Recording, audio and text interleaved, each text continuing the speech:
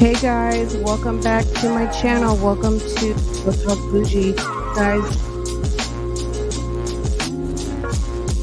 wrong headphones. Welcome back to RealTalk Bougie. I hope that you guys are having a wonderful day. Today is Wednesday, and you know what that is. It's members, it's mods. Welcome, welcome, welcome.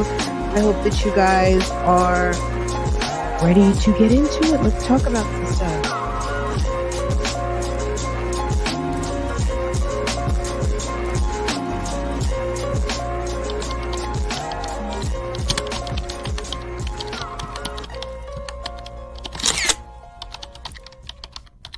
Welcome, welcome, welcome. Hey, everybody. What's going on? Let's see.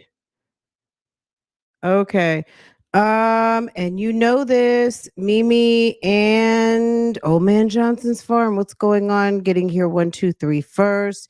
Everybody is a gang star because it's Bougie Gang Day. It's Wednesday. What's going on, everybody? What was this? Oh, bingos.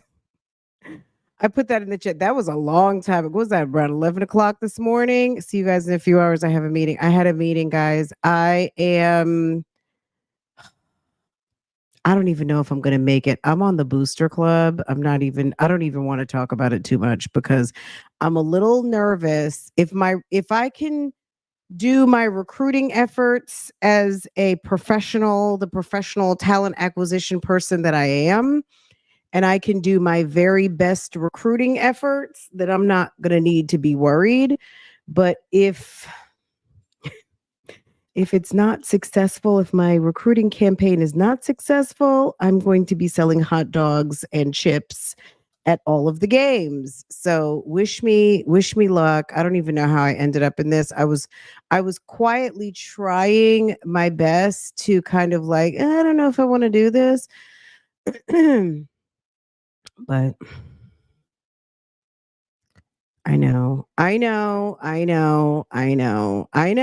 But you know what I like? There's the other mom, the mom that I had to meet with today, she was very cool. I liked her a lot. She's highly organized. She showed up to the meeting.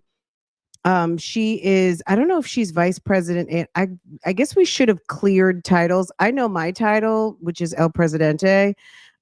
But I hate to even say it. Um, I'm El Presidente, and she might be VP and treasurer, maybe, or just treasurer. I'm not sure, but she's responsible for all the money and the spreadsheets and everything. And she's so organized, and I love it. I got it. You know.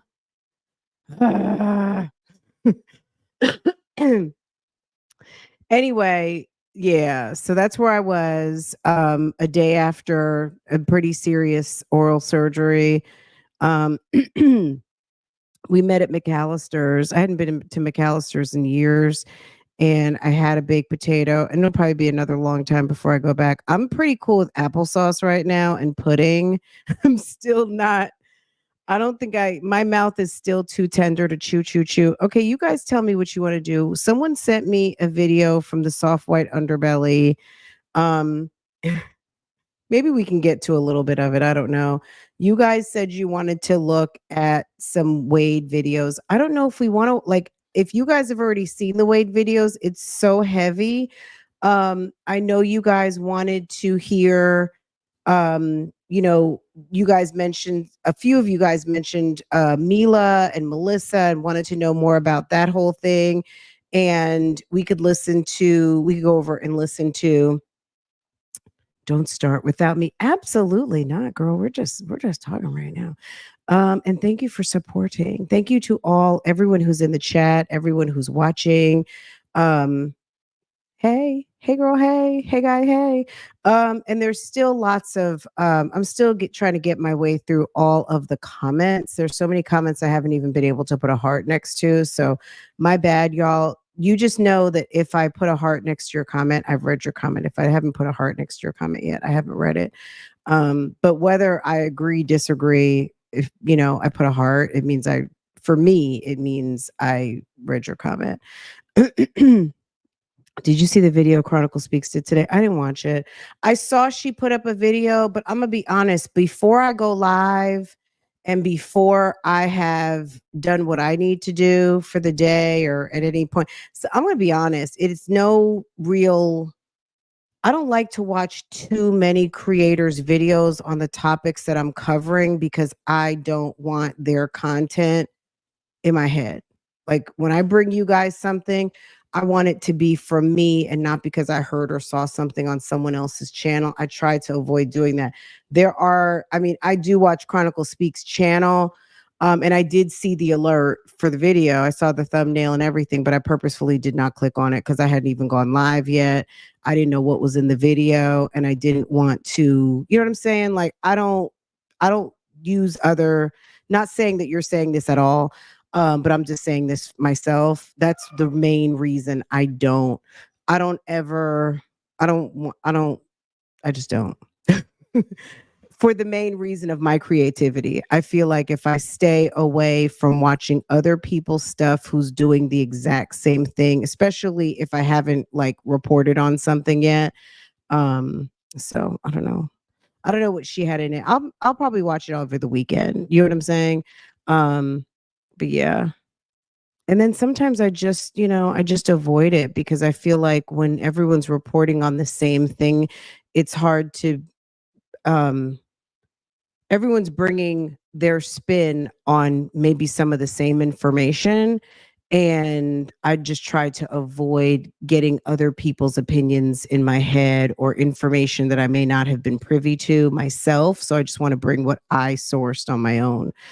Um, I did give a lot of clarity to why Shirley stayed with Nesto for so long. It was pretty good. Okay.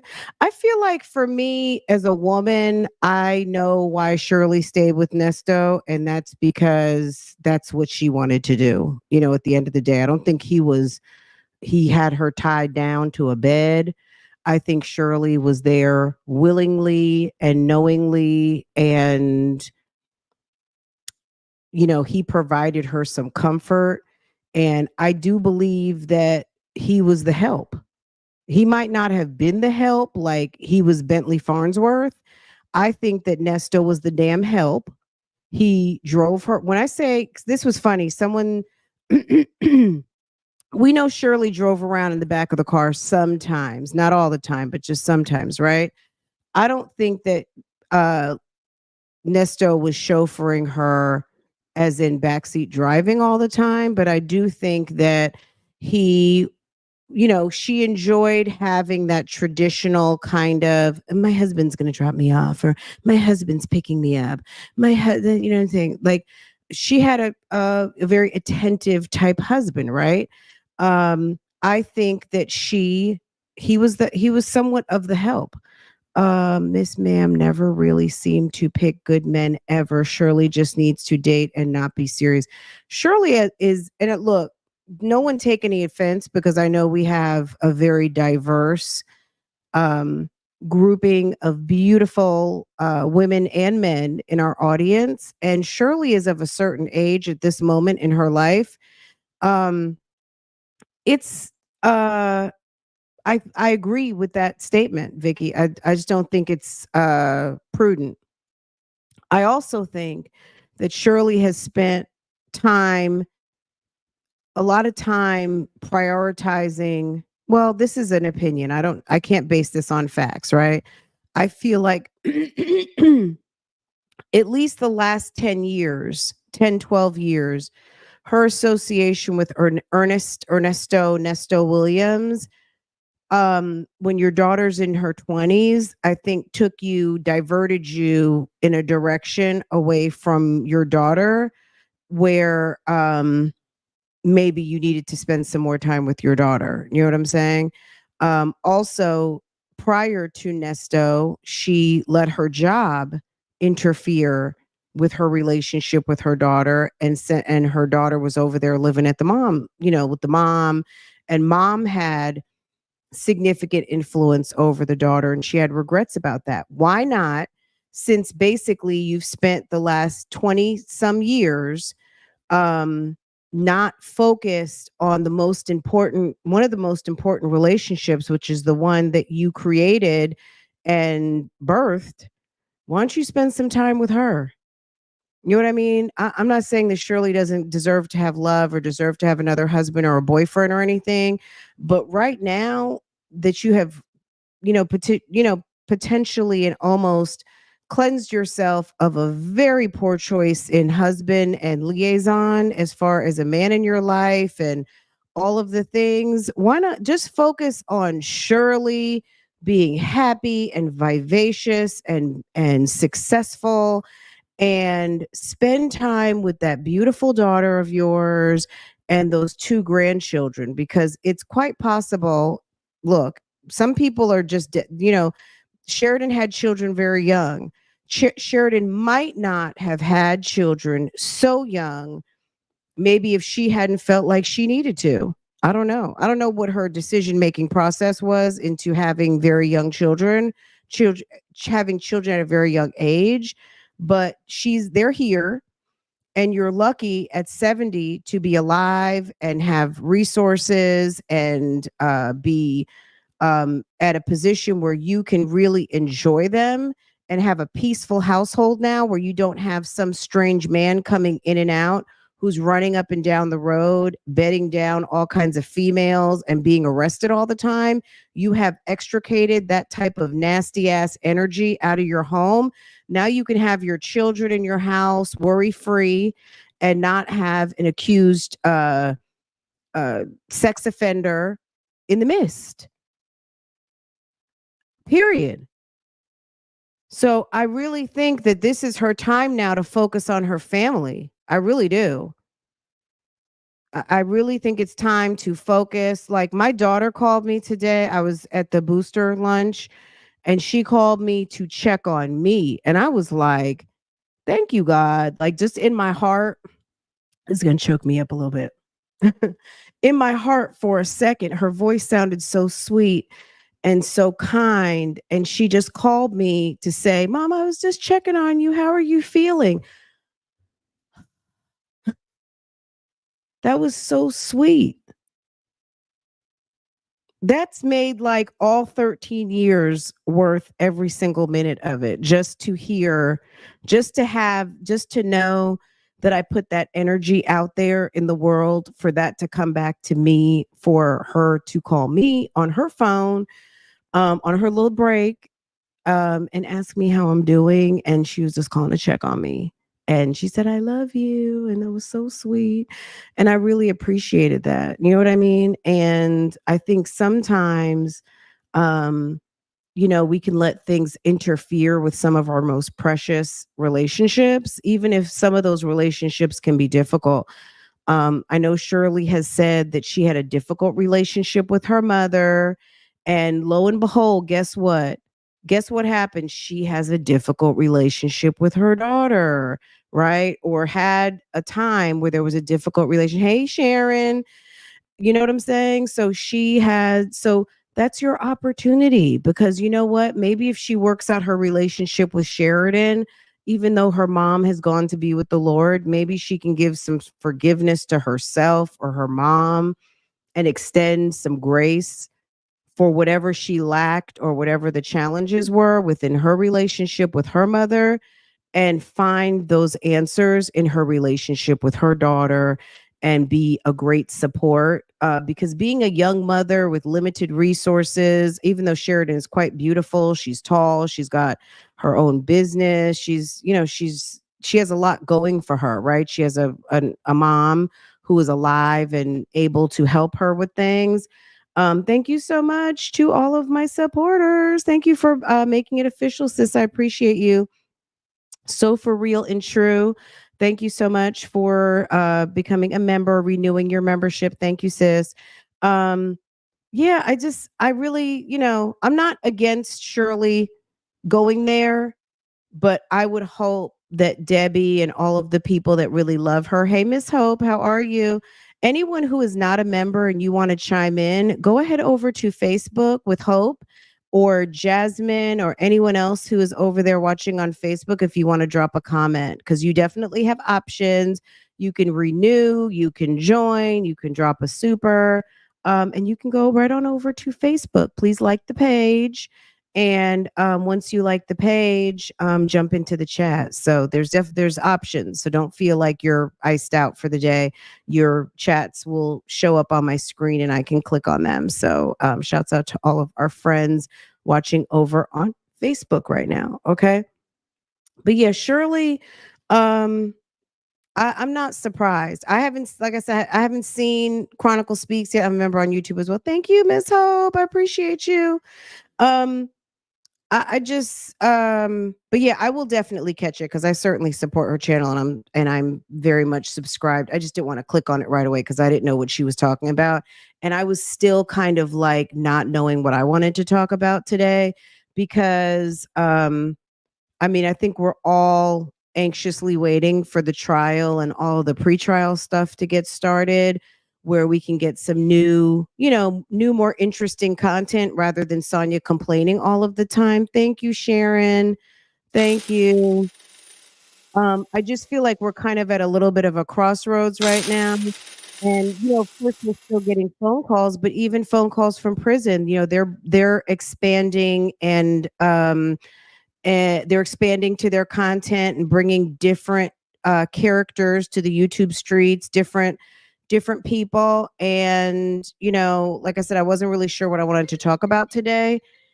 And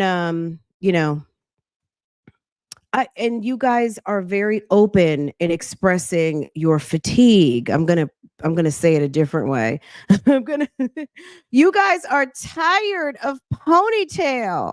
So when I'm thinking of like, oh, what am I gonna bring to the YouTube streets today? Some of you guys even sent me a couple of strawberry letters. If you're listening right now, don't think I didn't acknowledge that.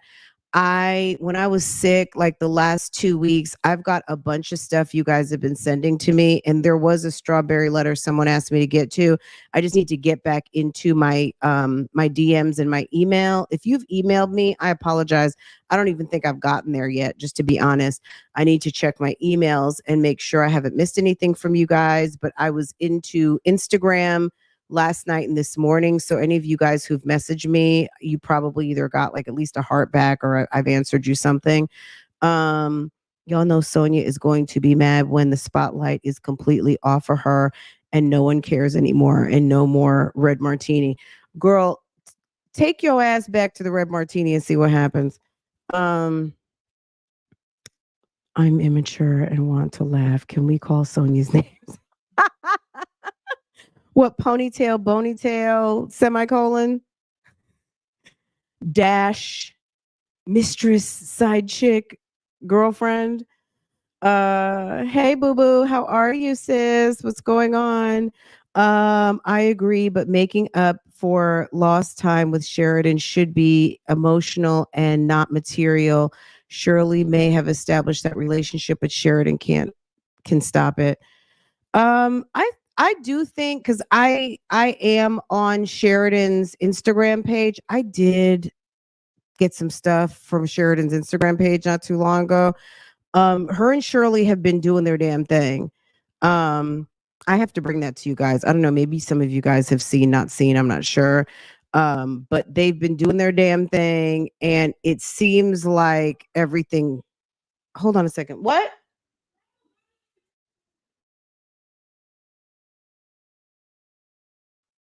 Lambo, y'all, somebody come get your nephew.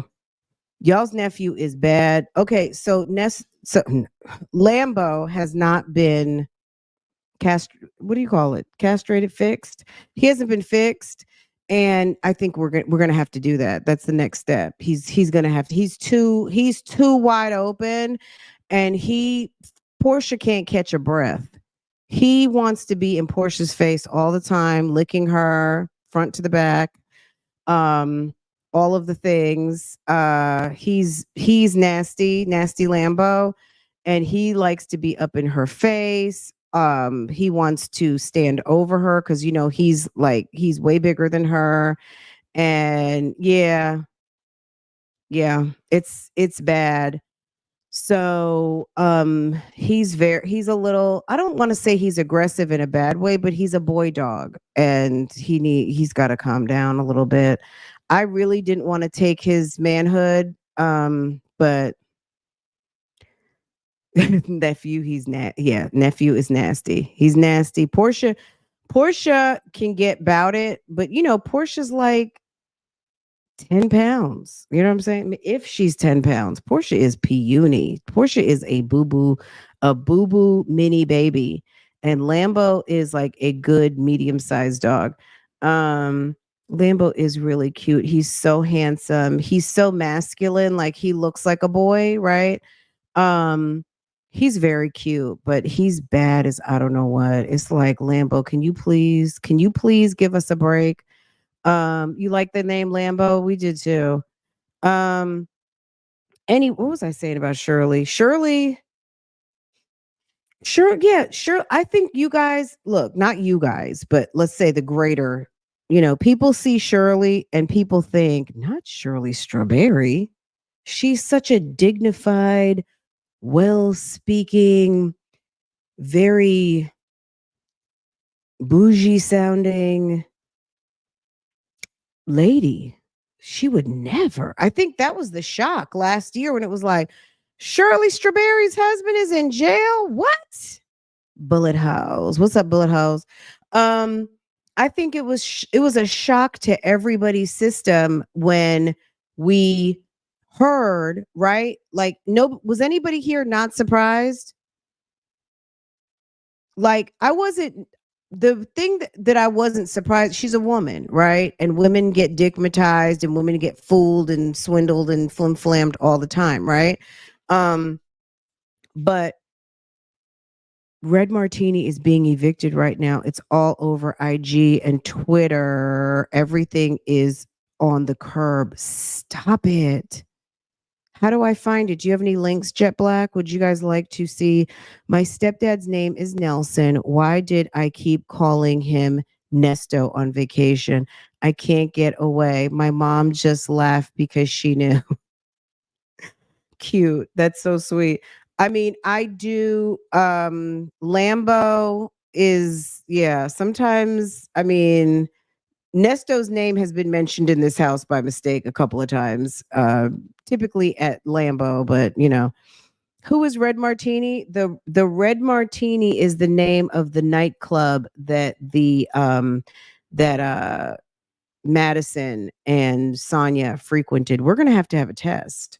We're going to have some sort of like when this Nesto thing is over, some sort of final exam of questions as to um the trivia questions associated with this saga, the Chernesto saga. Okay. And one question will be, what is the hashtag that sums up all of the Nesto drama? At least on this channel, it's Chernesto, right? It's Chernesto. What was the day? Let's do a little bit of trivia. I'm going to think of a couple things off the top of my head. What is the date that Shirley's car got seized by that white lady, Officer Fields, the little white lady? Yes, she was there. She said, "You don't know who you're married to."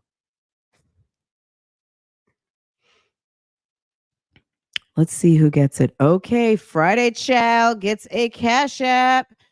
Friday Child, if you have Cash App, please go ahead and send it to me so I can send you some coffee. Okay. Let me send you some coffee. Yes. No, it was November 1st. It was November 1st. Okay. Yes. Yes. Yes. Yes. Yes. Yes. Okay. And on today, August 7th, we found out that the Red Martini has not been paying their rent. Looks like they are having a garage sale. Let me Google this. Red Martini Atlanta. Red Martini Atlanta evicted. Does anyone have where is it on Instagram? On Instagram. Ooh, ooh. I guess this is, oh my God, how embarrassing. Oh, on ATL Scoop. How, duh. Of course it would be on ATL Scoop. Hold on a second. Y'all, this is bad. This is you know what I'm saying? Like growing up and in my club years, I don't know how many clubs that I would go to that were like mainstays. They would never, like, these days clubs are being evicted. How in the world? Who has even heard of such a thing? Let's see. Red Martini has been evicted. They just grabbing bottles. Wow. So they didn't pay to the point that they basically the sheriffs came through and emptied out the joint. Wow. Okay, check this out, guys.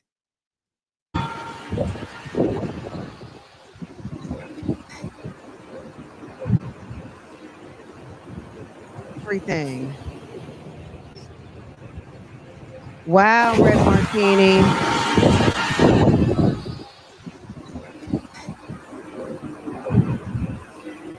If you left something at the Red Martini, you're out of luck. So if you left something in Lost and Found, you're out of luck. Let's see. Little Scrappy's in the comments. To every start there is an end. How prolific. How profound of a statement. It's an end, Scrappy, Scrapney, whatever y'all say. So what's up with the bottles? I guess they put all their liquor out on the street. Wow. Okay. Hold on.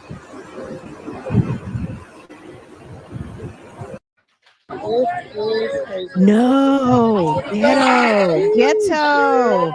Stop it. Is that Madison? Hold on. Wow. It is a pick fest. People are just out there picking. They're picking up everything. Oh my God. I promise Atlanta is an entire movie set. Wow. This is embarrassing. Look at that lady right there. Does that not look like Madison with no makeup? And the body shape. Girl, why is that giving Madison to me? You know, girl, Wow.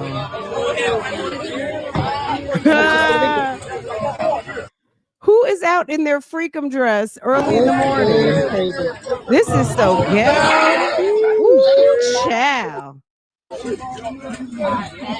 Wow, this is embarrassing. Red Martini. Your property is in the parking lot. Okay, let's see. Let's go see if they are selling stuff online. Wow, it's embarrassing. Where's Boneytail? Let's see.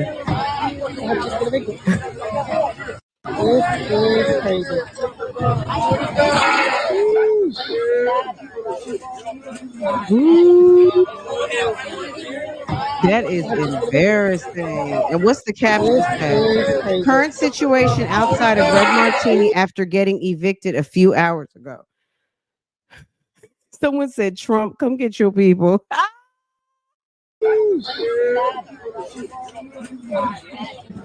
Oh, scream. Almost off for some.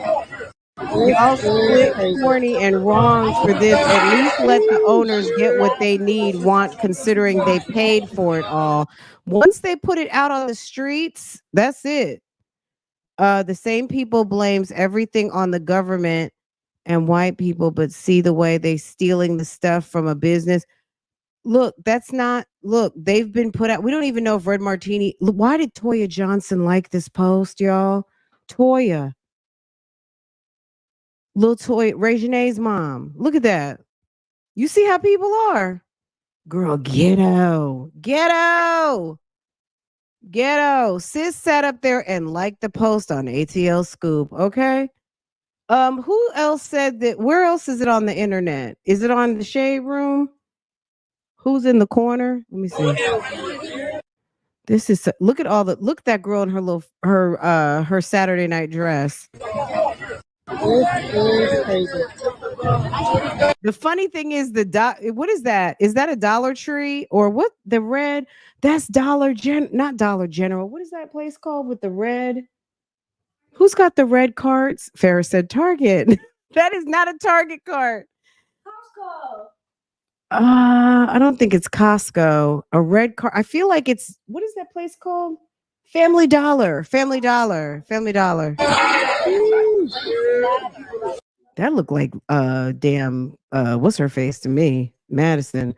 Who else had more footage on thank you, and I should know Family Dollar because Family Dollar is the home of Family Dollars here.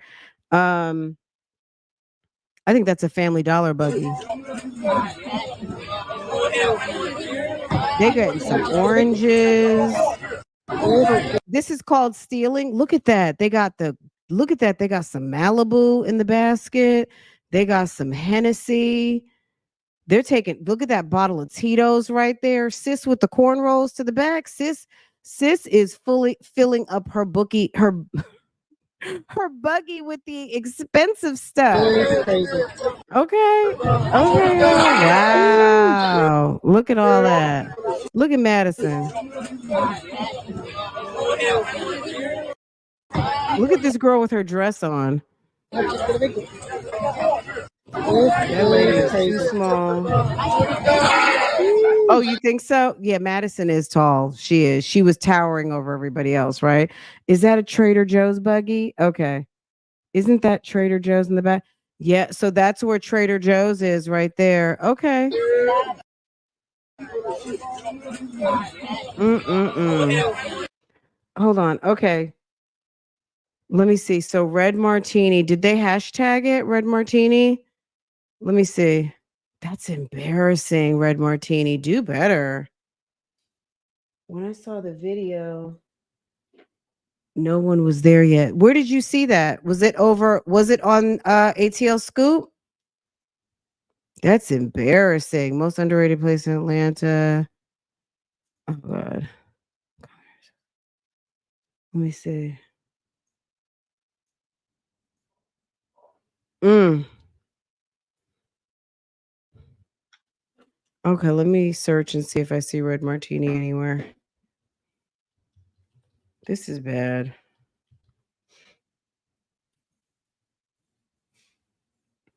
Red Martini Atlanta. Did they put up a notice? Oh, Red Martini still says Red Martini is still advertising Atlanta. I don't think so, Red Martini. I think you guys are done. Hold on, let's see if people are commenting. By 8 p.m. Do I get a refund for my section for Friday night? I'm screaming. Look at this. Do I get a refund for my section for Friday night? Probably not. If they couldn't pay their rent, save some of them free eviction bottles for me. They putting y'all shit outside. Oh my God. That is so embarrassing. Embarrassing, y'all. They put your stuff outside. Hey, they said y'all was the devil. This true. Is y'all stuff up for grabs? Damn, what's good? I need some bottles and some sectional chairs. WTF happened. Thank God I went to R&B last week. Y'all ain't told me nothing. Why did y'all get evicted? What happened?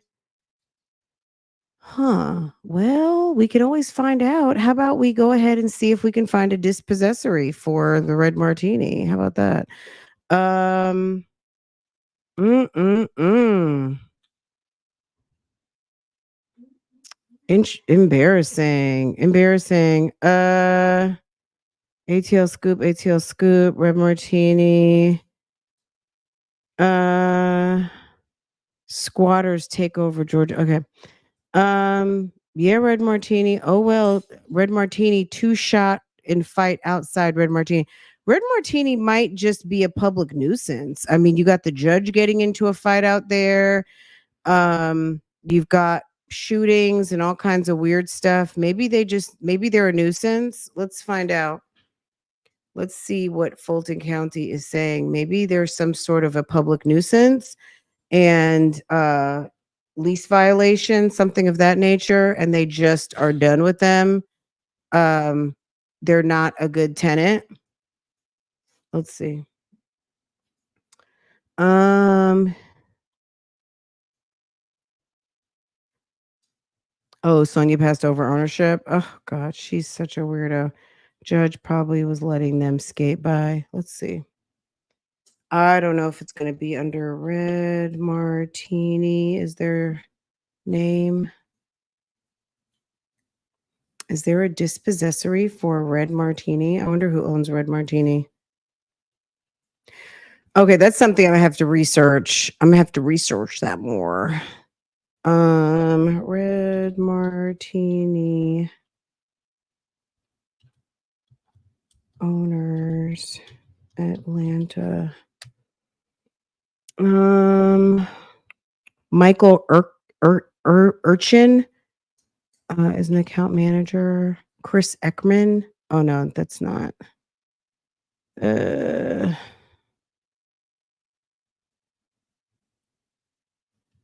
don't think so. I don't know if that's. Anyway, that's funny. That's interesting information. Okay, so guys, Red Martini has been evicted from their spot in Buckhead and it's not looking very good. So, unfortunately, if you were planning to go to Red Martini, you probably need to find somewhere else because it looks like they're not operating. Let me see.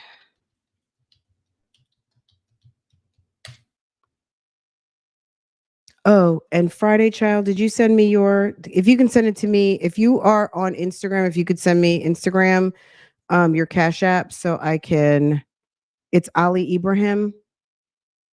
Let's see, Ali Ibrahim. Let's see.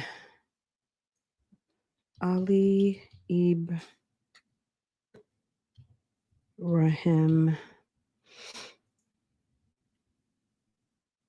I don't see anything. Ali Ebrahim.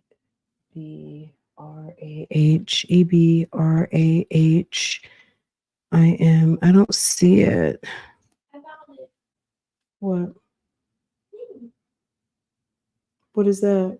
The reason why the What's thing shut down. What are you on Reddit? Oh my God, she's so grown.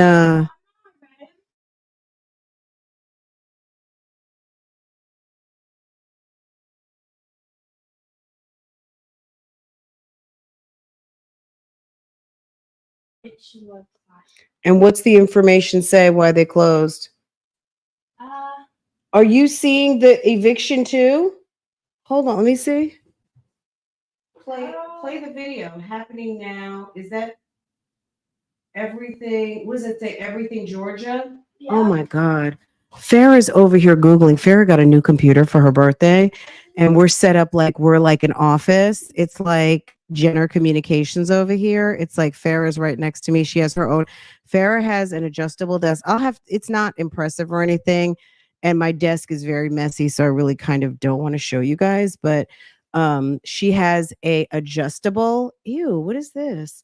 She has an adjustable desk. She has, what do they call that, Farrah? She has a standing desk and all of the things. So her separate keyboard. Farrah might end up reading your comment. Stop, girl. Okay, wait. So it's Everything Georgia. Can you drop me a link? She's my assistant. Isn't this cool? I'm gonna miss her so much when she goes back to school. What? What's my email? Love lies and lace fronts at gmail.com. Duh. Send it to ask@realtalkbougie.com. She's dropping it to me. What did they say though? What's the caption read? Happening now, a Buckhead landlord is currently evicting the owner of nightclub Martini. The landlord tenant owner that nightclub lounges are the devil. What? That's what they said? That the nightclub owners are the devil? Stop it. And that's supposed to be on Instagram. And what's the page called? Everything Georgia? Everything Georgia. Okay, let's find that. Everything. Today. It came out today.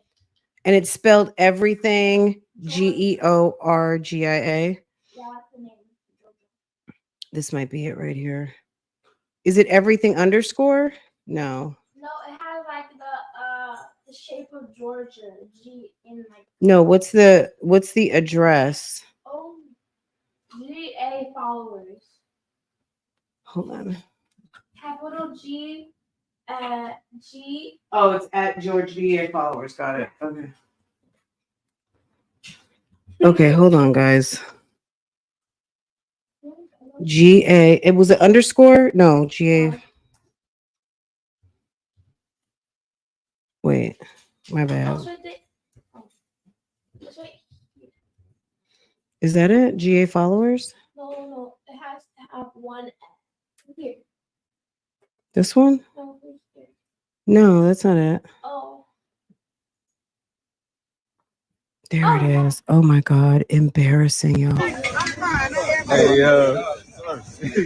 hey, free licking this bitch. My boy right here, yeah. Ghetto. Hey, I got right oh my God. Ghetto. What? Hey, free licking this bitch. Y'all. My boy right here, People yeah. out in their bonnets. Hey, I got right too. Everything. Wow. Used bottles of liquor. There's another eviction at a beauty store, right? Not the beauty supply store. And these folk finna bomb wrestle. Oh God, they're gonna get every Soon as they walk bonnet, out, these folk flat finna bomb wrestle iron, for edge everything. control, It's over with. beads, wigs, Folk finna bomb wrestle for tracks, everything. everything. I'm talking about everything. I'm talking about everything. Wow. These folk finna get them for it all. Oh my God. Well, I'm not gonna lie. If I was in that parking lot and it was a free for all on some wigs and some tracks and some edge control and all, I mean, if they said, "Look, it's a free for all, go, you can get it," girl, I will pull my little Honda right up there, pop the hatchback, and I'm gonna get what I need. Okay. Yes, I would be loading up. If they said it was okay, because sis does not mind paying, and I don't have time to mess around with no silver ass bracelets and anybody with a badge. Because but if it's a free for all and we can come and get it, then I would go and get it. But if it means I gotta talk to the law, no, I'm good. I'm good on that. Wow. Check This out all is this some shit. ghetto. These folk finna get all the hell. They're gonna get all the These folk hell. finna get all the hell.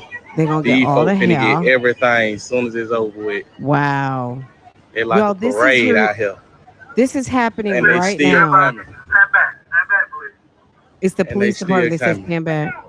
Don't touch any of this stuff right now while we out here. You will get locked up and shot. You will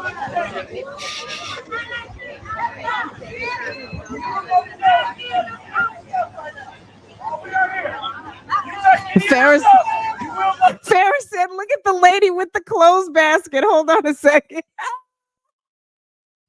Farrah, would you get out of here? We're grown. Found the page. She said she found the page.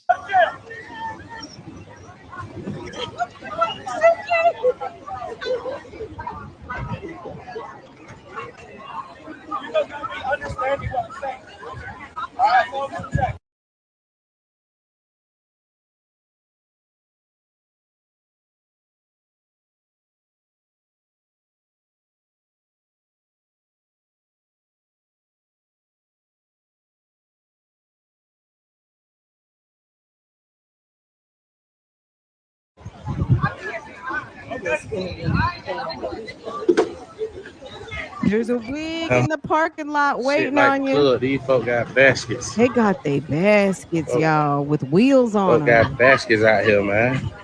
Folk want all these No folks one's gonna shit. be fighting over a wig. Beauty market over with for your shit. Over at Beauty Folk Mart. finna get you. I love the narrator. Folk finna take out Beauty Mart. It's over with. These folk done evict the beauty. They said the owner died and they are currently looking for the next of kin. And Dayco, was it Clayco? Is that Clay County? Aren't telling people take anything else as of an hour ago. What in the ever living hell is funny about this? Well, it's ghetto. It sucks because someone's hard work and dreams being thrown out and people who probably didn't support are around for the downfall. Well, look at it this way. This is what one of the comments are right here, that somebody's hard work is in the parking lot. Well, first of all, what we found out, what they're saying is that the person who owned the beauty supply store is dead, so they can't take it with them. And even if they died yesterday, if they're being evicted, they haven't been paying their rent. So how about someone else's hard work that that you own a entire mall and one of your tenants is not paying their rent? I mean, I get it. I get that inventory is money, but your inventory won't be out on the streets if you're paying your contract, right? If you pay your contract, then you don't have to worry about your stuff being put outside. But if I own a building and you have a space in my building, then your shit's going outside if you're outside the contract. Okay. That's just what it is. So, because I bet you if the owner of that strip mall didn't pay their mortgage, you already know what's going to happen, right? Let me show you the next one. It's signaling me to something else. Hold on. You found something else? Hey, Look my little assistant. My boy right here. Yeah. Yeah. Hey, I got right. These folk done it.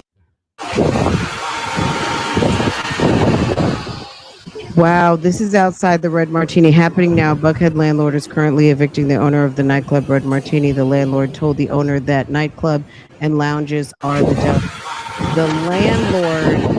The landlord told the owner of the Red Martini that nightclubs are and lounges are the devil. So I wonder if that's why they're getting evicted. Evicting because he's an owner of a nightclub and because he didn't pay his dues. The shopping cart. That's the shopping cart. Look at all the liquor outside. Wow. Okay. That looks like the same video that the other people had posted. Okay. Well, it looks like I just found another thing to follow. Okay. What's Best Vibes Atlanta got going? They're not gonna post those type of shenanigans on their page, I'm sure, right? Okay. Y'all, can you believe that? The ghetto. What's going on in Atlanta, you guys? The ghetto. Do you guys want to see this lady? One of y'all sent this to me. She was an interview on Soft White Underbelly. You know, Soft White Underbelly, they do a lot of homeless and they do a lot of you hear a lot from people that you may not hear from. And someone says that this person reminded them of Sonia. And she is a working girl. If you want to watch it, we can get into some of it. Or I know some of you guys wanted to get into Wade. Now, let me tell you something. I don't know if you guys heard this or not. But there was some talk going on. Okay, let me tell you this real quick though about Wade Wilson, because some of you guys wanted to talk about him. Anyway, so I've been doing some research on Wade. Some of you guys may have heard this or not. I don't know, but we're kind of new over here on this channel about talking about what he's got going on. But anyway, since he's been in jail since 2019, right? Since 2019, I think I told you guys about the his prison escape attempt, right? From Lee County Jail. He tried to escape from Lee County. He got with a guy. He also had been involved in a murder for hire plot with a guy whose dad owned a funeral home. And the guy was trying to get out of his domestic battery charges. And he wanted someone to go and take out his baby mama. So also, you may or may not know that Wade had also been involved in a drug trafficking ring. Did you guys know about that? Last year, he got some new felony charges for drug trafficking. He had been, I was up almost all night, maybe a couple nights ago reading this. I could not believe it. And he had 2 felony counts of drug trafficking, yes, since he's been in jail. Hold on a second, let me pull it up. Hold on. Let me get. I wasn't prepared to talk. I mean, I'm sort of prepared, but I didn't have everything all pulled up because I didn't know I was going to talk about this today. But why not? Um, so in some of these documents that he is dropping some tea. So he was dropping some tea on a couple of people. He's literally almost just about as bad as Sarah Boone because you know his lawyer was his fourth lawyer, right? I don't know if you guys knew that or not, but he's had several lawyers. Okay. Um, and he likes to write pro se motions, but sir is not pro se. You can't sit up here and write a pro se motion when you are not pro se. Okay. So he's motioning, sending motions, and he's writing all kinds of letters to the court and specifically to the judge, sending all kinds of correspondence. And he, what's that? What is that? Is that the same footage? Oh no, it's ATL scoop. Oh, I got ATL Scoop. Thank you, Boo. Farrah is over here doing her research. Let me tell you what Farrah also did. Farrah, I asked Farrah to do some research on like top of the blogs for me. And she started keeping like almost like a little spreadsheet of like breaking stories and interesting topics for us to talk about. She's really good. Okay, let me share this. Okay, let me make sure I'm not showing anything. Mommy's little helper. She's my social media assistant. Okay. You want to watch what, Boo? Would you want to watch this? I sent a message to Sonia that Sarah Boone needs some girl. Okay. Let me show you guys this. Okay, so this is all right. Let's get to know your friend Wade. Okay, guys. Let's see what's going on here. Sir has been in jail and stays in trouble. Okay. All right. Just so you can see. All right. These are his cases. Notice this is the murder case. Which one is this? I'll have to look at that one. This one right here is the drug trafficking. We'll hit them all. And you see right now there's motions, trial, sentencing. This is obviously the case. This is the case with Kristen and Diane Ruiz. Okay. I don't think he has anything on the murder for hire plot. I think he's actually a sworn witness on that one. Okay. I okay. All right. Attempted trafficking in amphetamines. You would think that he would leave the methamphetamines alone. Okay. Felony second degree, felony first degree. What, Farrah?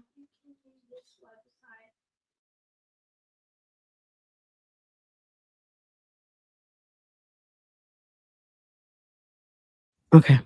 She was trying to help me with something. Okay. So let me show you guys. Let's see.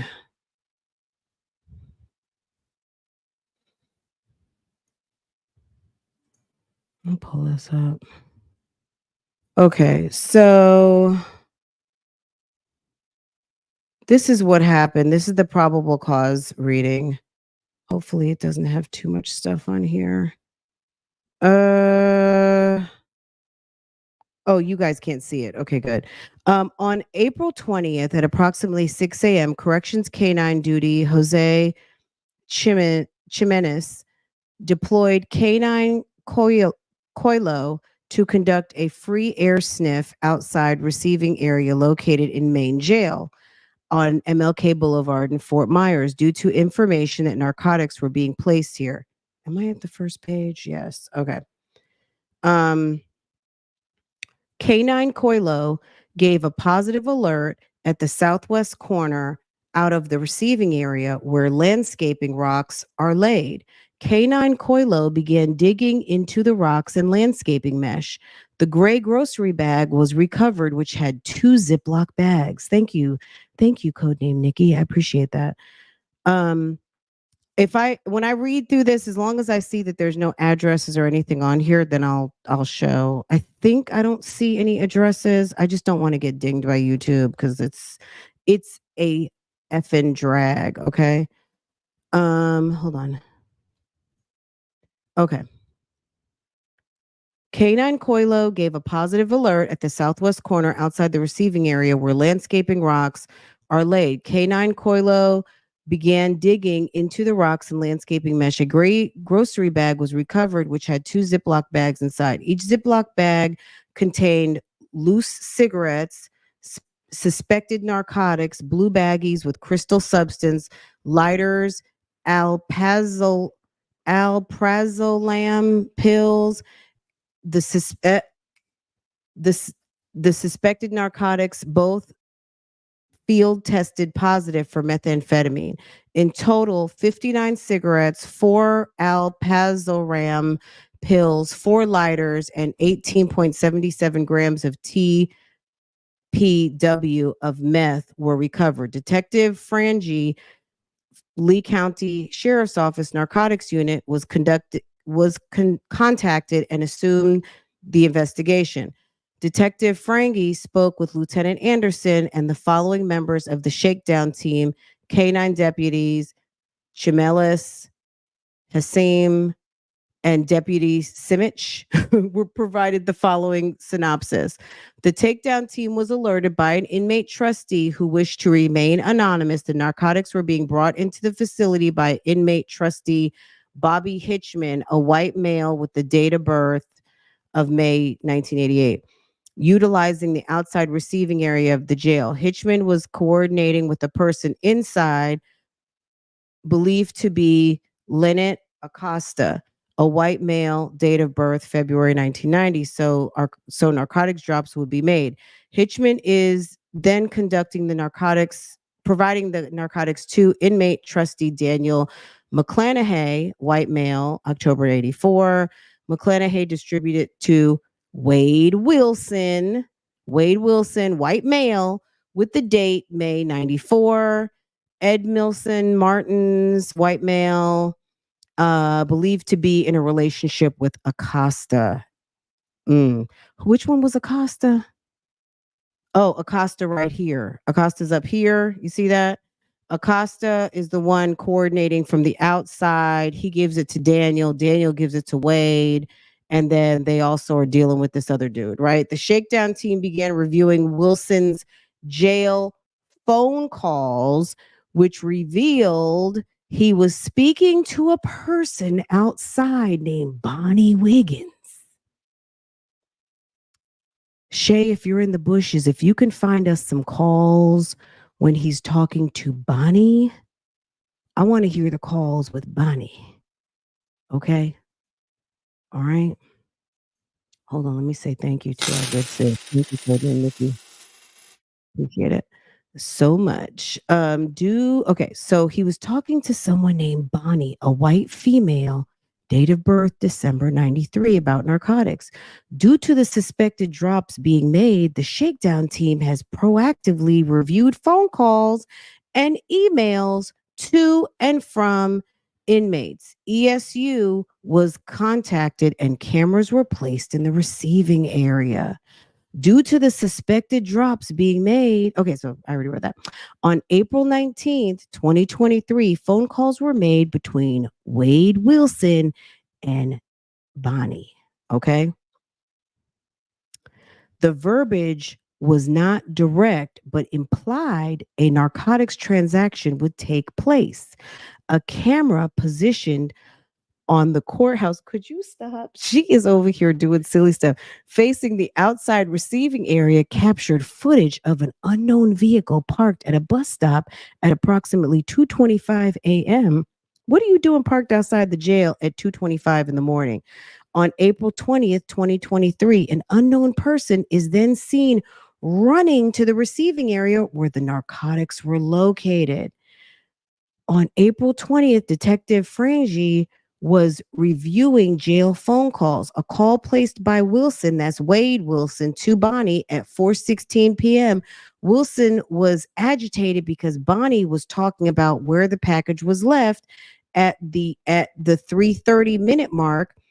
Wade mentions that it was the last night to attempt because nothing was going to happen Friday, Saturday, or Sunday. A handwritten note was located by corrections deputies In the laundry room, the note read, was good. Dude, red fell off, so I had to use the hose to covering rocks. Next time I'll get it right by pole again. There's a ounce of icy, 4 packs, 4 lighters. Gotcha, bro. The note is believed to be written by Wilson and has been submitted into evidence. Detective Frangi located the following messages between McConaughey and Bonnie on April 20th, 2023 at 12:01 p.m. Daniel is it Malachi? Messaged Bonnie, no bro, went out to dinner last night, but nothing was there good to eat. At 1:12, Bonnie replies, in the corner where it was the first, under the box and black trap. Surveillance footage was obtained from, I'm sure it's Lee County Sheriff's something, LSCO, court operations. The video was from the camera posted at the courthouse building facing southeast direction on April 20th at approximately 2:25 a.m. The vehicle pulls up in front of the gate to the receiving area. An unknown person exits the vehicle and sprints towards where the package was located. The person then sprints back to the vehicle and it drives away on MLK Boulevard eastbound. The vehicle appeared to be dark colored SUV. While reviewing the jail mail, Detective Frangi located a previous photo sent by Bonnie to Wilson of a dark blue Audi SUV parked in a driveway. The photo was taken from the front of the vehicle. Analytics were conducted, revealing the vehicle was a blue Audi with the tag and someone's name, Rhonda Hartig, white female. I'll skip the rest of that part. On April 26th, I'll post this on Patreon if you want to read it. On April 26th, Detective Frangi reviewed the phone calls and that transpired that day. Wilson utilized another inmate's phone. Okay, nothing new there, right? Wilson, hold on, let me do this. That's bigger.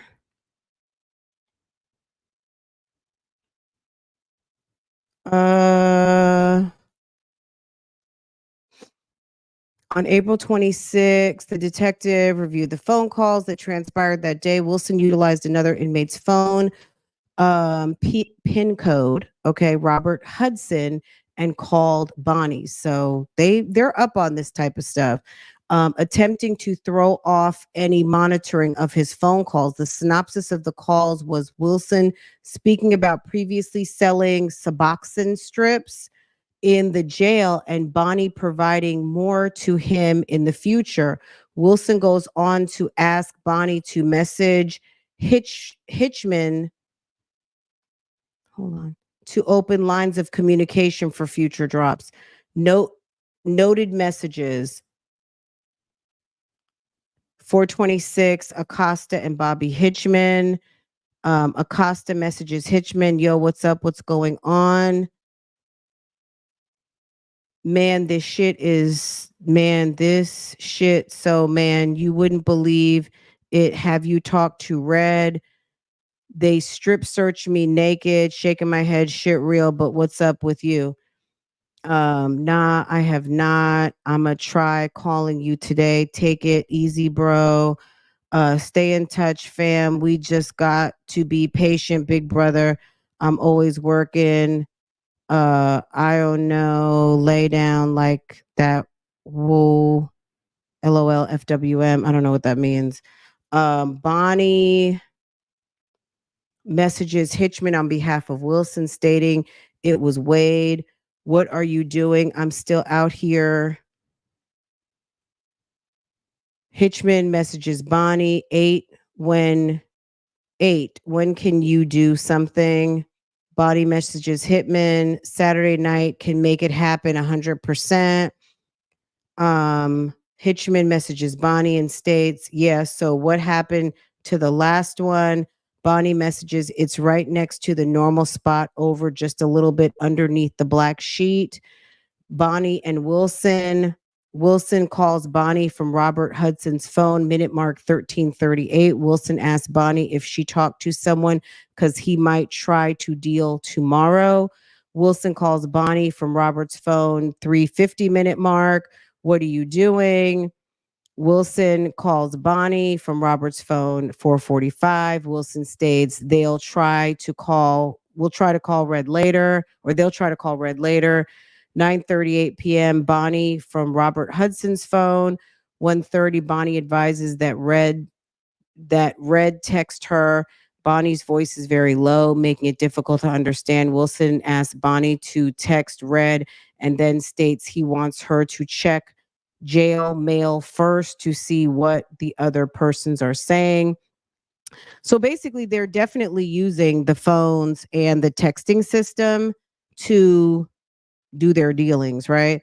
Wilson calls Bonnie and Robert Hudson phone, minute mark 757, asks Bonnie if she should check the jail mail and if he could call Red a little bit later because Red wanted to talk to him. At the 450 mark, states to make this happen Friday, Saturday, or Sunday. The guys are talking. The guys we're talking to now is the main guy. He's going to grab the stuff, referring to Hitchman. Wilson states whatever he tells Hitchman is what's up. Lee Burrell, who's in constant communication with us, he should be good. He's asking about the people at the front door, referring to Hitchman. Now we have Red on the team. All we have to do is get him there. Wilson asked Bonnie to get Red to make it happen. Wilson then states that he can tell the guy right here. Let me see what you guys are talking about in the chat. Can you believe this guy has all this stuff going on? And this is like he stays in the shits in that jail. Like the jail is literally his lifestyle. Like do you see how elaborate this is? On top of the fact that he's getting life, I mean, this guy is a very experienced drug dealer, and you see how this is going down, right?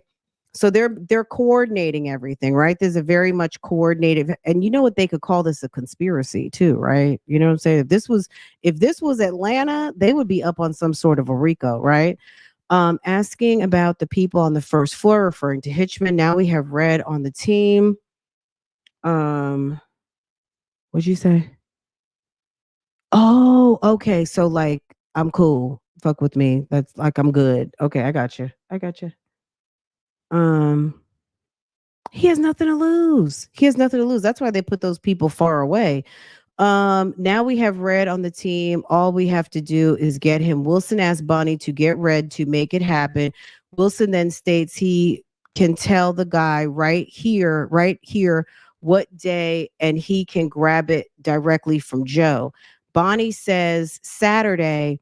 Wilson asked Bonnie to text Hitchman back Saturday night, unclear. How are you going to see me through on Sunday? Wilson then mentions he has to watch his words because it's hard to talk on the phone. Ultimately, Wilson tells Bonnie to say Saturday night can make it happen 100%. Bonnie then tells Wilson Hitchman responded to her message, so she replies to him, reference message 563 and 789. Wilson then tells Bonnie to text Red, yep, we got it. And got it from last time, and we need you Saturday night. 10:25 p.m. Wilson called. Like, do you imagine the suspense of watching all of this unfold? Like, oh my God, when's the next call? Okay. Wilson calls Bonnie from Robert Hudson's phone, minute mark 9:25. Wilson tells Bonnie, we're gonna do the thing Jenna is gonna get. We're going to do the thing Jenna is going to get. Bonnie and Wilson say they're going to call her by her name, Kyla. Wilson asks for 10 strips, 2 packs of brown, and 2 little things. Bonnie then talks about the last order. Wilson tells Bonnie to send a text about the time, Saturday, and so Bonnie is basically the secretary, and that he's going to be paid. Wilson then asked if everything was cool with the other guy on the jail mail. Wilson then asked Bonnie to add another person to jail mail because the heat was down. Wilson possibly mentions a name and states he needs him because he's his delivery boy and it's important he has him on the team. He's my guy that runs around the jail. Detective Frangie reviewed Bonnie's profile on jail mail, specifically under connections. On April 27th, Bonnie sent a friend request to Daniel McClanahay. So I guess that's how they plugged Daniel to Wade. Wilson calls Bonnie from Robert Hudson's phone, minute mark 5:30. Wilson tells Bonnie to text Hitchman. It's right next to the normal spot over a little bit underneath the black sheet, message 158 424 789. Wilson then asks Bonnie to send a friend request to Daniel and the message to him, I'm talking to dude, we're about to fly, link in, I'm telling, not asking. Oops. Ooh, oops. He said, I'm telling, not asking. Martin to unknown male, 8:27 p.m. calls a number. Let me girl and speaks to unknown. Hold on a second. Let me so I can read the line. He calls this number and speaks to unknown male. Male states, Red text him last night, the little female that goes and picks him up. He got her on the kiosk. Hitchman states that he has a call with him at 10 p.m. Hold on. It's too many phone numbers, right? Okay. It's too many phone numbers on this page. So let me just read this. Um, Detective Frangie discovered that Del Toro's father, Antonio Del Toro, a white male with the date of birth, April of 1976, was in custody. Hitchman asked the male when a good day is. The male stated he didn't know, but stated he can talk to the little female and he'll know what's going on because she will make him deliver. The male states get ready for the weekend and that they would have to switch shifts. He then states it would be day shift. Hitchman, oh, so they're coordinating with employees at the jail. Hitchman then tells the male about homeboy who was on the news but didn't want to say his name. Detective Frangie discovered Wilson was on the news that day at 6 p.m. Hitchman tells the male he will check in at the same time tomorrow. Martin's and Del Toro, 9:57 p.m. Martin calls Lynette's number and speaks to Lynette for several minutes from the inmate Jahid Ori's pin. So someone named Jahid Ori. Martin speaks to Del Toro about a future drop in making money. Martin tells Del Toro he can make $600 a week making drops. Martin tells him he is going to text him this weekend. On 428, Bonnie and Wilson, 12:25 p.m. call. Bonnie on Robert Hudson's phone. Minute mark 9:57. Bonnie discusses jail mail from Hitchman, where he references a care package, reference 158 436 802. At 12:10 minute mark, Bonnie says Red will be on the call. Red is then placed on the call with them. 13:10, Wilson calls Bonnie from Robert Hudson's phone. Bonnie confirms that Red is good for Saturday. Wilson tells Bonnie the message and the other guy, and they say they're good for Saturday. Bonnie sent the message to Hitchman. Okay, cool. Mom sent that care package for Saturday night. And then 420 night, the narcotics operation. Due to the investigation, Detective Frangie believed that the narcotics drop was going to be conducted on April 29th. Detective Frangie planned an operation to intercept the narcotics drop that night. On April 29th, 2023, Lee County Sheriff's Office narcotics and multiple UC detectives watching the receiving area. They were out. Okay, hold on. Ooh. Let me make sure there's no phone numbers on this one.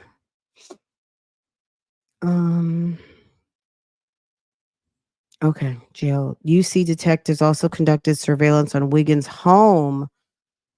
They okay, so the guy, so Wiggins, one of the people who are involved, they were scoping out his house at approximately 9:09. But Bonnie entered the blue Audi with an unknown male, later identified as Delvin DeWitt, a white male. The vehicle traveled and stopped at Firehouse Subs on Pine Island Road and then traveled to the racetrack located on Cleveland Avenue in North Fort Myers. While at the racetrack, two other people approached the Wiggins and DeWitt.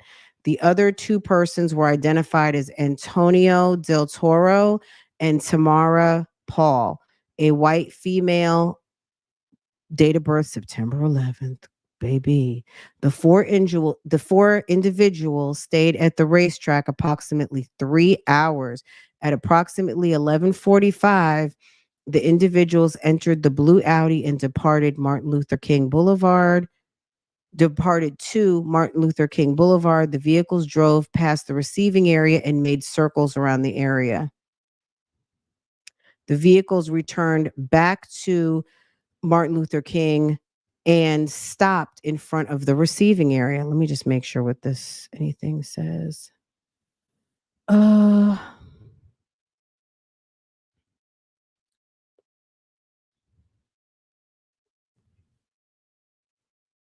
While under surveillance, passenger Antonio Del Toro exited the vehicle and jumped over the gate.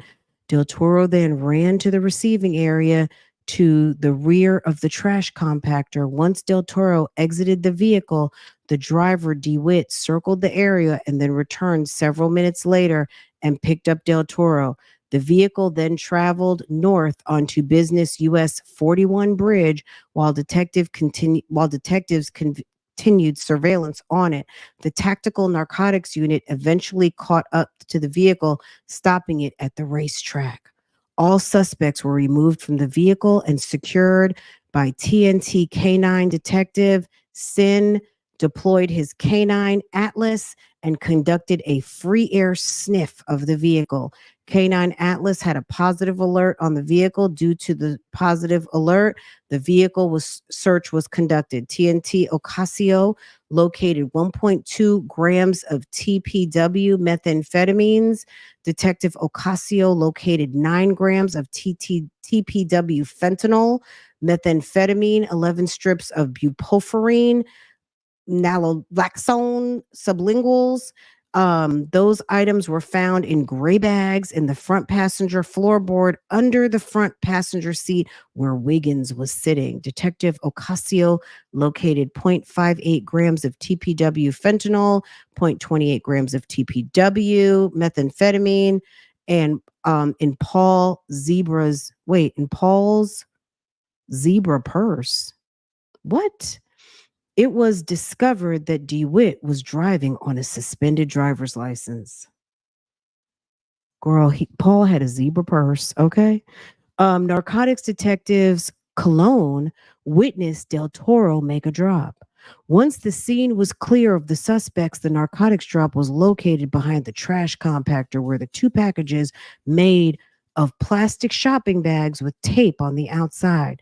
The packages included 8.85 grams of TPW and 9.18 grams of TPW methamphetamine, cigarettes, and lighters. The packages were ultimately submitted into evidence. All suspects were transported to the North District substation. Let me just check to make sure if there's anything I can't show. Hold on. Guys, this is the shenanigans. If you're just now coming in and you're like, what is this? What is this narcotics bust going on? Wade Wilson, since he's been sitting in the Lee County Jail, has been up to all kinds of shenanigans. And this is just one of them. I told you guys about his murder for hire plot. Someone approached him. He couldn't figure out why. Well, probably because they feel like you know people. He also, what else has he done? He tried to escape from jail. He's been dealing drugs since been behind jail. These jail walls. He's been basically doing the most. Okay. Um, All right, interviews. Detective Frangie conducted an audio recording. Let me just see. I don't think there's anything on here. Let's see. Detective Frangie conducted an audio recorded statement with Wiggins. Wiggins was read his Miranda warnings and agreed to speak to Detective Frangie, and following is not verbatim and has been paraphrased. Wiggins advised that she was at her home and left in the blue Audi with DeWitt, the driver. Wiggins explained that DeWitt drove because she did not want to make the drop. Wiggins and DeWitt then drove to the racetrack to meet Paul and Del Toro. Paul and Del Toro entered the vehicle and DeWitt drove them to MLK Boulevard in Fort Myers, which is the sheriff's department. Del Toro exited the vehicle to make the drop. Then they circled the area. Walkie-talkies were utilized during the drop. Del Toro called them on the radio when he was ready to be picked up. DeWitt then drove the occupants and picked Del Toro up. They then drove back to the racetrack. Wiggins stated there was methamphetamine, cigarettes, a lighter in the drop. Wiggins explained the drop have occurred over a month. For over a month. Red typically brings the narcotics with him for the drop. Wiggins advised she knows Del Toro was Red. Detective Frangie conducted an audio recorded statement with Paul. Paul was read her Miranda. So Paul had a zebra purse. Paul is a lady. Paul was read her Miranda warning and agreed to speak to the detective. Paul stated she is Del Toro's girlfriend. Paul advised she did not know what Del Toro was going to do and that Del Toro was going to explain after the drop was conducted. Paul was told by Del Toro that she was given methamphetamines exchange for making a run.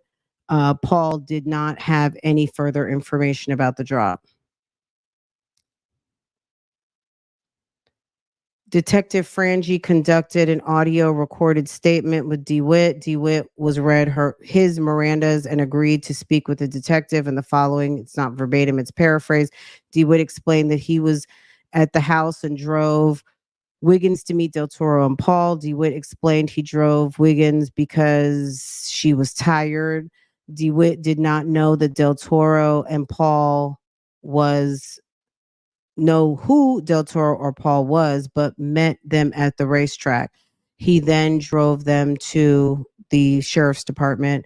DeWitt eventually stopped in front of the courthouse and Del Toro exited the vehicle with a walkie-talkie. So you would think, so this jail is right there by the courthouse and they are doing all of this flagrant activity and didn't think that they would get busted. Can you believe that? The walkie-talkie stated that he did not utilize the walkie-talkie and was doing what he was told by Wiggins. DeWitt advised that he was not given anything to drive the vehicle. DeWitt explained he did not know what was going on. Detective Frangie attempted to conduct an interview with Del Toro, but he invoked his rights due to the investigation revealing that Wiggins, Del Toro, Wilson, Hitchman, McClahey, McElhey, I don't know how to say that, worked together to have narcotics delivered to Lee County Jail on Martin Luther King Boulevard. Detectives Frangie finds probable cause to charge each with conspiracy to traffic and control substances and trafficking methamphetamines. Due to the TNT detectives Ocasio locating 1.25 grams of methamphetamine inside of Del Toro's green book bag, probable cause Del Toro was in possession of controlled substances. Due to TNT detective Ocasio locating 9 grams of fentanyl, 9.2 of methamphetamine, 11 strips of bupropion and naloxone. All of this was going. So whatever they dropped off to the jail, this is what they still had on them at the time that they were apprehended. And this was the drop team that dropped drugs to Wade Wilson, which was coordinated by Miss Bonnie. Okay. So this is the probable cause report. And the case is referenced with who? Referenced with Wade Wilson. Okay, that's some of the things that Wade has been up to since he has been in the jail. Am I looking at his jacket right now? So right now he has been charged March of 23, so basically about a year ago. He was charged with attempted trafficking of methamphetamine, amphetamine, 28 grams, and so two charges, a second degree felony and a first degree felony on top of what he already has. And there's no disposition yet. This case is still ongoing. Um, and he's been writing motions, like some of the things he's on, like some Sarah Boone with the court. And the reason why this got kind of interesting to me, because I was clicking on, I was going through the case, and as you can, like, there's a lot going on, and they subpoenaed a lot of people. Like, this whole list are subpoenas, and I was reading through some of the correspondence and motions that he actually filed. So this is the interesting part. So he basically ratted. So Wade Wilson basically is telling a story that Mila, and I'm not saying a story as in a lie, I'm just saying that part of his explanation as to, I guess, some of the corruption in the jail. So he's calling out the jail for corruption, but he's also calling out Mila's spa and saying that her spa is attached to a prostitution and drug trafficking ring, and that Mila, basically he is pulling Mila into this. He says that Mila, her new name now is Del Vecchio. Mila Del Vecchio from Mila Spa, aka Mila Montal wait, Montanez. Mila Montanez, aka Mila Del Vecchio of Mila Spa, is part of a prostitution and drug trafficking ring. Like, this, outside of the phone calls, girl, this guy stays so damn busy. He's so busy. Okay. I'll pull the motions that I took down, because I was doing some of this on my phone and my iPad, like maybe the night before last. Um, when I'll read to you guys a couple of the motions that he has filed, basically snitching, dropping dimes, providing evidence, whatever you want to call it, on Mila. He is. This is my take on. He's still fucked up about Mila, and I think he's mad Mila got married to some dude named Del Vecchio. But let me tell you something. So Mila has been up to some shenanigans herself, because it hadn't been too long that Mila got arrested for drunk driving. Okay. Mila's out here drunk driving, and I think she ran into a police car. Hold on a second. Let me look it up. I was like, what in the hell? I knew Mila was up to something. Mila doesn't seem to have a lot of criminal activity. Mila's main thing is that Mila, I think, is an alcoholic. Mila is struggling out here with some damn alcohol issues, because ma'am is ma'am has issues. Let me see if I can find it. It's Melisa. It's Mel. It's like I almost had trouble finding it the other day. Del Vecchio. Oh, let me find it.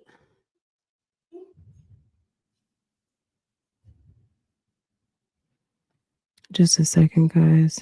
Did you guys know Mila had been arrested again? Mila has like about, I could be wrong, but I think she's had about 7 drunk drivings.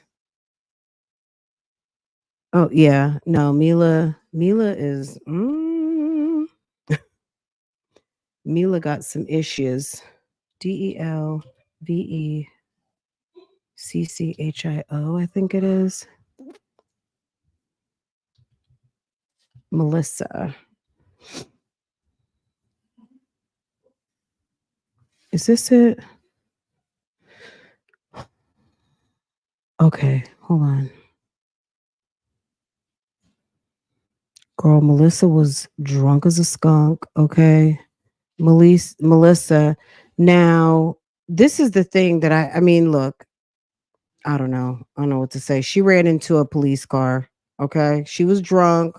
She was out on the streets and ma'am ran into a police car because you see who the plaintiff is, the state of Florida, police officer Christopher Link. Melissa Del Vecchio is the defendant. Careless driving, and it came from she was drunk. I wonder why they didn't give her a drunk driving. She pled not guilty. Maybe they didn't give her a field sobriety test. I'm not sure. Hold on a second. Let me click on a couple of things so I can find what I'm looking for. Jared, pick that up, please, babe. I know it's okay, but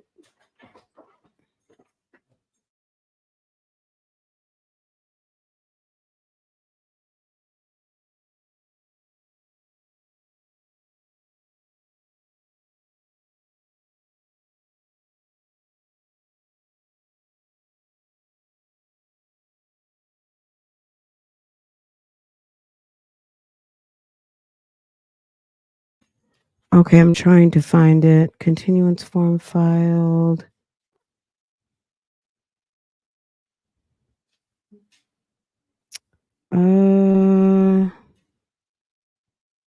She waived her speedy trial. Continuance form filed.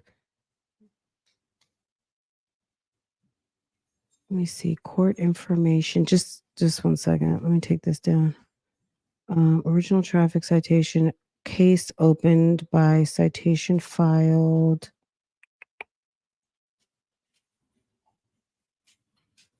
I'm trying to find the report. I know I have it, but I just court information, witness list, traffic citation, notice of appearance, plea not guilty. I have to find the original narrative on this, but it was quite like, sis, really?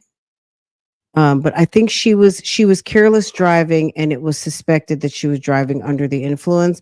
And I mean, maybe they didn't feel like it was alcohol. Maybe it could have been on some type of drug. But she is it's a careless driving infraction. I think what keeps happening to her, she's gotten a couple of drunk drivings expunged. Yeah. Well, if you look under her name, Melissa Montanez, then you'll see everything else. But now it's Melissa Del Vecchio. And so that's her new name. I guess she got married to some dude. I don't know who the guy, I guess I'm assuming his name is Del Vecchio. Um, but ma'am is, you know, it's a mess. Let me see what it says over here. Continuance form filed. File plea. Case opened.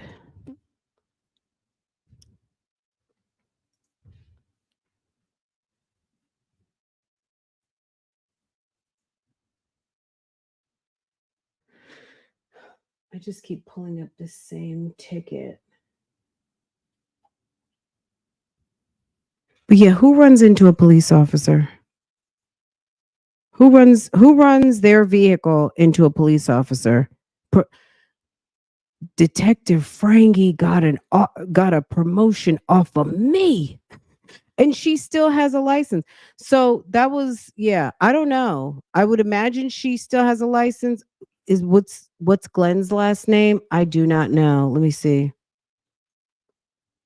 Let me just try a wild card. Wade Wilson Hellcat owner. I'm sure if there's a Glenn person in the bushes, they probably know.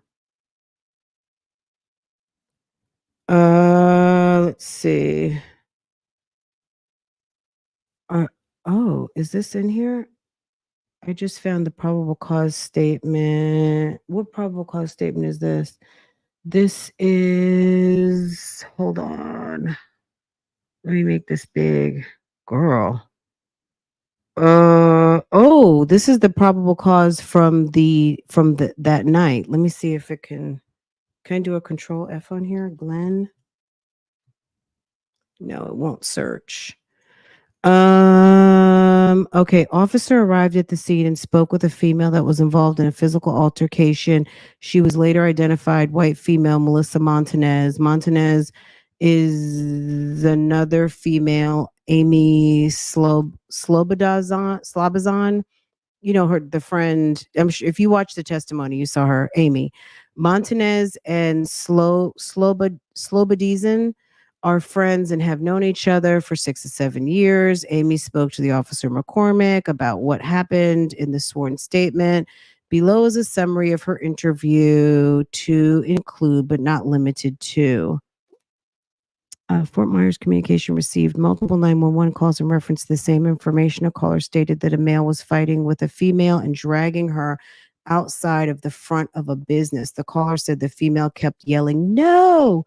repeatedly. The male was described as a dark male with tattoos, short hair, and dark colored shorts. The female was described as possibly in her 30s with blonde hair. Officer Timothy McCormick responded was assigned primary to the investigations. Officer arrived on the scene, and this is what they came down with. She drove Montanez home with her from the Buddha bar last night, October 6th. She left Montez asleep on the couch. On October 6th, Montez and her boyfriend, I can show you guys this. I just want to be careful with addresses and stuff.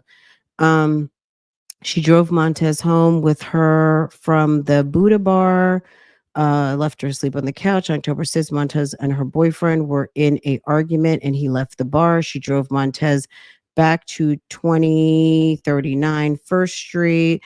That's the business, Mila's Spa.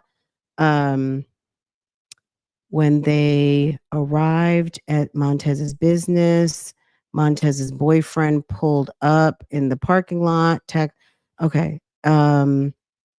When the boyfriend exited the vehicle, he did not put the car in park. The car rolled in the unoccupied vehicle, causing minor damage. The boyfriend then was pulling Montez by the hair up the stairs to the business. The boyfriend punched Montanez in the face and bit her right ear. The boyfriend then fled in the black Nissan Versa, which we know belonged to Kristen, one of the victims.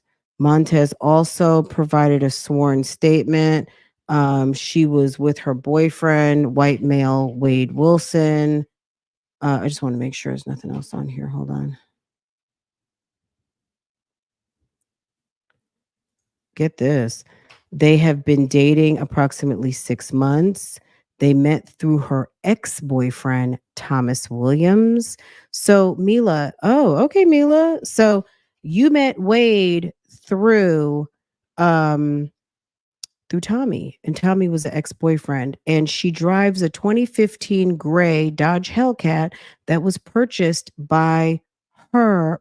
for her by Glenn Buscemi. Okay, that's Glenn's name. Okay.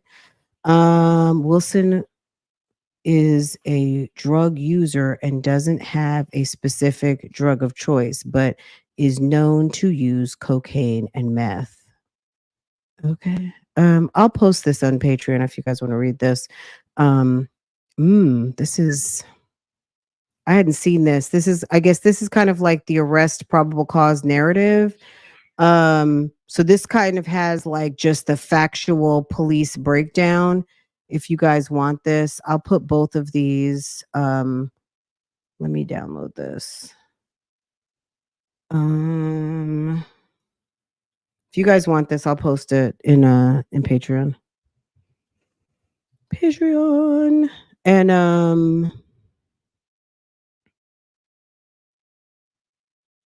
yeah, I'll post it in Patreon. Wade narrative. Save that. And then what was the other one we were looking at?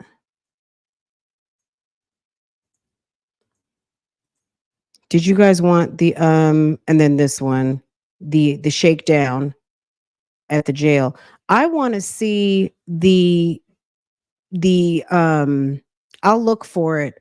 I want to see the narrative of when they entered Wade's cell to find whatever drugs he had in his cell. So just bear with me on that. I'll look for that tonight.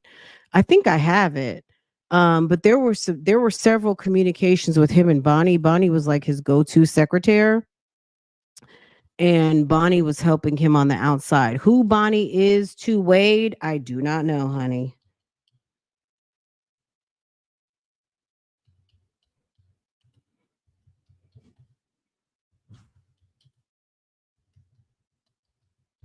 Okay. Just be a free, I'll make it a free member post. So if you are in my Patreon, it'll be up. I'll make it a free post. So if you're a paid member, it'll be there.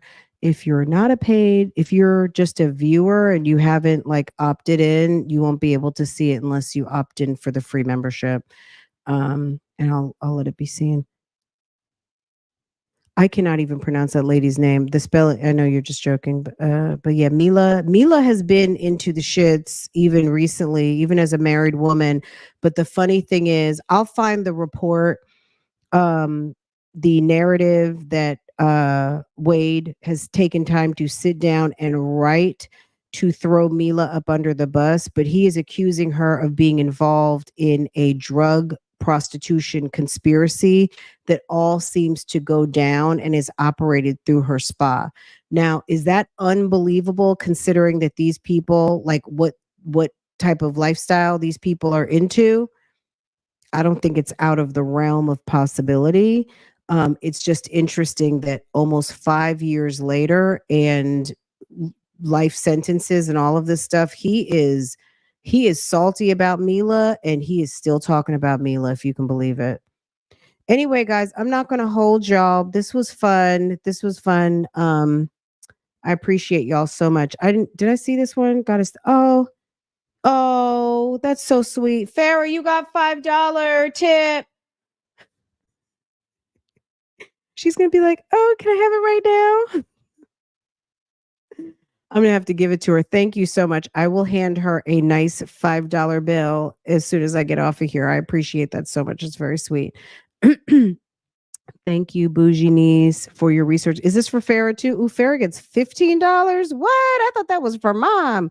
Okay, I will give that to her. Thank you, Bougie Niece, for your research skills. So Farrah gets 15. Girl, she made her money today. She did help me too. So she did provide some valuable research that took us to another site so we could see the shenanigans. What in the shenanigans are going on the streets of Atlanta at the Red Martini? So anyway, if you guys want to hear some more of what's going on with Wade over to the jail, I will be happy to provide you guys that information. I am listening to the calls. I do think some of the calls are really heavy. I am going to send Shay a note and ask her because I don't know how much Wade calls she has, but if she has any of the Bonnie series, that would be pretty good to hear. Because we do have some dates and times around when the Bonnie calls should be showing up, and hearing all the code and knowing around this time frame that he actually was talking about making drops and making runs and delivering drugs into the jail, and that they were listening to everything. They were documenting it, they were listening, and they planned a whole entire tactical shakedown around his phone calls. I think one thing, if people do not know, if they don't know, they know now that jail calls not only can be listened to, they are very much being listened to for many different reasons. So, mm, don't invite Mila to the tea party. Sis gonna break out the whiskey. Okay. She probably was over there at the Red Martini stealing them bottles. You want to see this? You want to see Mila? You never saw Mila before? Hold on. Uh, I thought I had her mugshot. Hold on a second. Mila Del Vecchio.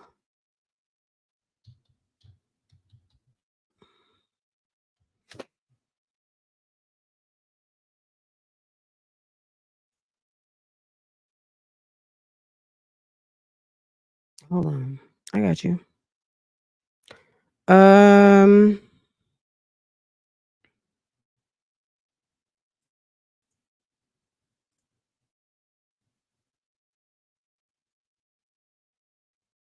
Look at Mila. Sis is 41 now. Mila Del Vecchio. Girl, do you imagine? She was over at the Lee County Jail, okay? Fort Myers, Florida. A woman was arrested for DUI after she crashed into a CCPD patrol car, injuring an officer and inmate in North Fort Myers on Tuesday. At around 10 p.m., Lee County deputies responded to a crash in an area of Pondella Road and Moody Road. According to Lee County sheriffs, the police officers told the deputies she was driving eastward on Pondella Road when a vehicle pulled out in front of her from a parking lot. The officer tried switching lanes to avoid a collision, but the other vehicle continued to swerve and crashed into her. Deputies spoke with the other driver, identified as 41-year-old Mila Del Vecchio, aka Mila Montanez, aka Mila Spa. Okay? Hold on.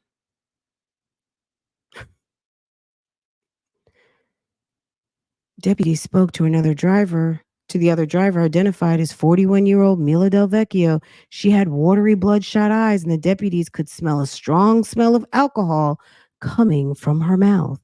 Del Vecchio spoke incoherently to the deputies and was also struggling to keep her balance while moving around.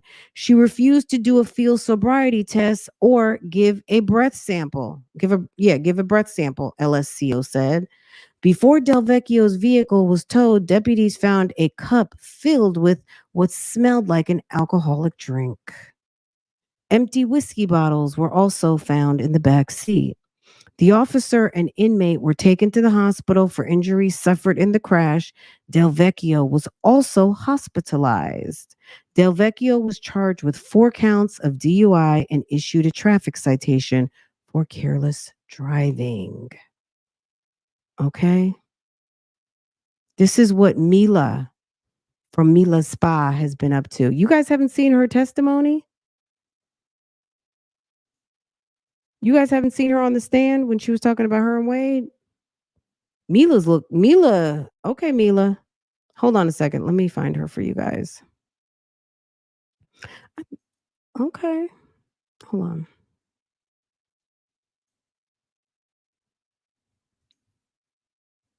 You saw it. Poor Mila. I think Mila,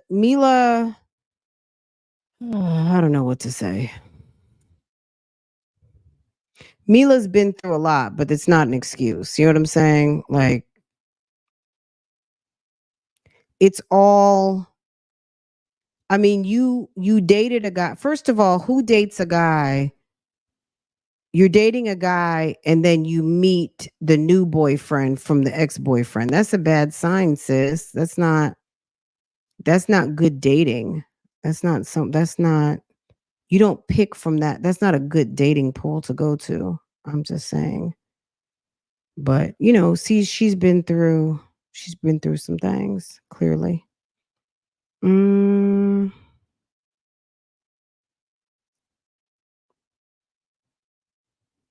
is this the day she testifies? Hold on, let me see if I can find it.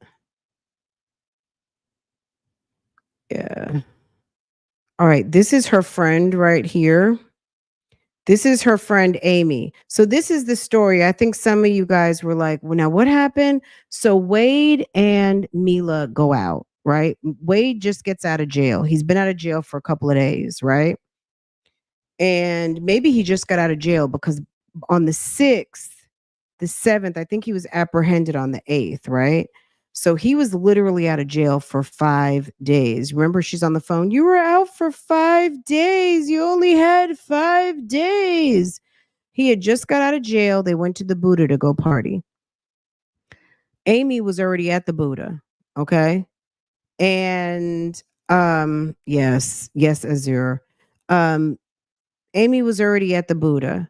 So they were, everyone was socializing, whatever. Anyway, I guess at some point, Mila had to have lost track of Wade because she comes out the club and Wade is leaving. Mila is a hard 71. Girl, stop it. 504. They like it's looking rough, right? This whole situation, not just her. What was I gonna say? So Mila comes outside, and as Amy is exiting outside, they see the Hellcat taking off. And Amy's like, girl, what's going on with your car? Why is your Hellcat leaving? Wade is in the car with Kristen.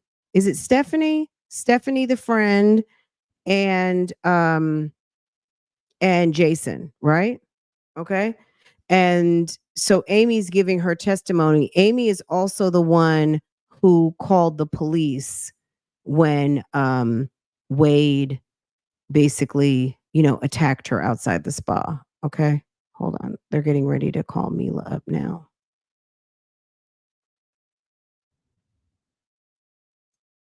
Her testimony is not long. Look at him. He's got so much to damn say all the time.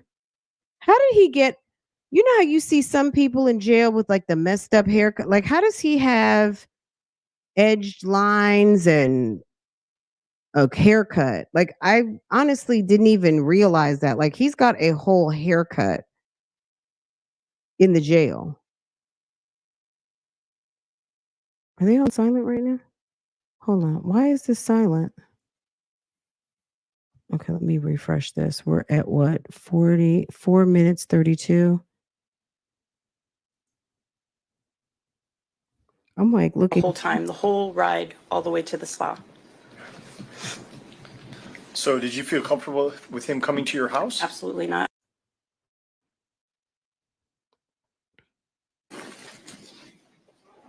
Okay, so that's the friend. When they talk about her being out with Amy or Amy drove her, Amy called 911, that's Amy. That's Mila's friend. She's excused. The state calls Melisa Montanez. So so they're calling her Melissa Montanez, but apparently she's Melissa Del Vecchio now. Clerk, Your Honor. You may.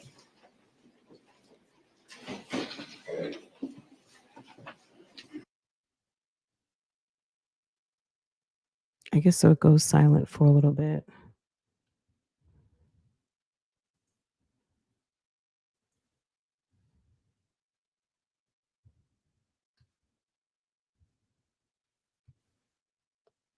Okay, so Glenn, for the person who asked, let's just make note. Glenn's last name is Buscemi. So they're swearing Mila in.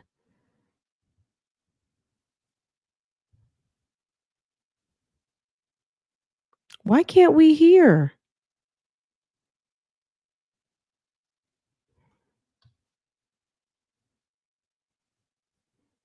Come on, Law and Crime. Maybe it's just me. The whole time, the whole ride, all the way to the spa. So did you feel comfortable with him coming to your house? Absolutely not. I don't let strangers in my home. All right. So did you ultimately wind up driving her to the spa? Yes, I did. I don't know why this won't play for me right here. At the time, and when I was driving down McGregor Boulevard, in the peripheral of my vision, I noticed the Hellcat. It was almost at the corner of one of the blocks, and McGregor. State would move exhibit 21. So maybe okay, maybe it was silent. So I was like, is it me? Exhibit 21 into evidence the business records associated with 239-333-5924 pursuant to a business record certification. Any objection? No. All right, be admitted. So there's the Hellcat, that Now, little picture down in the bottom of the When screen. he You can was see that. texting you and calling you, did you recognize the number that he was texting you and calling you from? No, Had he ever called or texted you from that number before? no. Now, did you end up agreeing to meet him someplace? Yes. What was your purpose in meeting with him? To retrieve my car and to get my keys because I was finale. That was it. I wanted my property back to never see him again. Now, did you believe that he would show up in your car when you Of met? course. That's what he left in, yes. So where did you agree to meet him? Mila Spa. Now, when you arrived at Mila's Mila spa, Spa. did you see your Hellcat? Mila Spa. Did you see a different car? Yes. And was it a car that you recognized? No.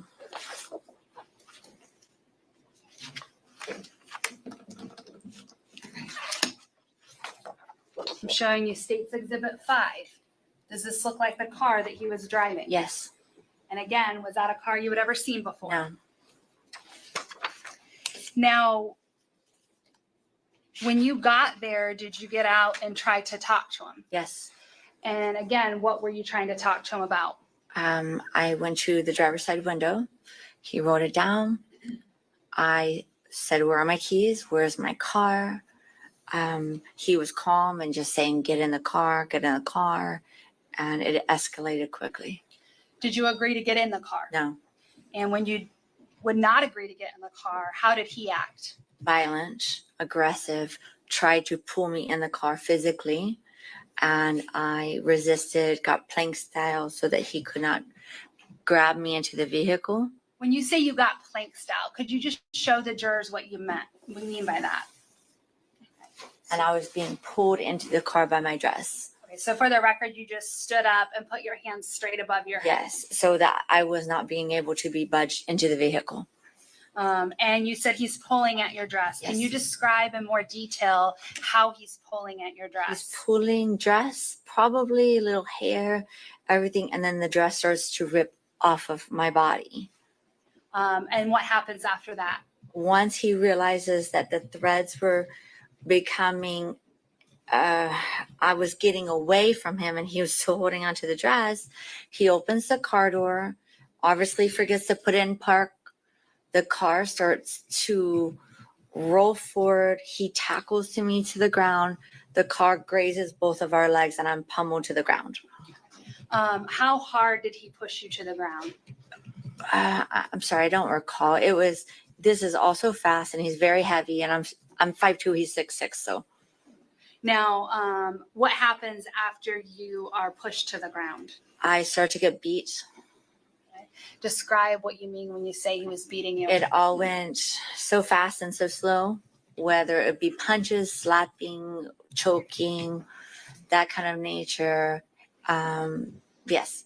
Now, you mentioned that the fight is happening around the car. Does Yeah. the fight move at some point? Yes. So I either get drugged, pulled, can't remember, by my hair, arm, or dress, to I'm trying to reason with him, trying to talk to him, but there's nobody behind those eyes anymore. So there was no reasoning with him. I got to the front of the staircase and I'm holding onto that and a crowd begins to develop. I'm expecting people to help, call 911. So I'm just trying to bide my time at that point as quickly as help can get there. And that's not working either. I'm starting to get punched and grabbed and choked and all kinds of things again. Somehow we move up to the upper level. I'm trying to convince him, let's just go in Mila's spa. We'll talk about it there. We're safe there. What was your thought process in getting him to your spa? Elongate the amount of time it took to get help. I was trying anything that I could to expand the amount of time that I didn't have to go to his car where I'd probably never be seen again. It just elongate the amount of time. I knew help was on its way. The cop even said that's the most amount of pings they've ever heard from a 911 call ever. There was a crowd out there. Okay. So you're essentially trying to buy time, Yes. hoping police will get there Yes. to get you away help, from him. yes. Now, you say so you're getting drugged by your hair, you're getting drugged by your dress. Uh-huh. Are the stairs to the left of the building the ones that the two of you go up? Yes.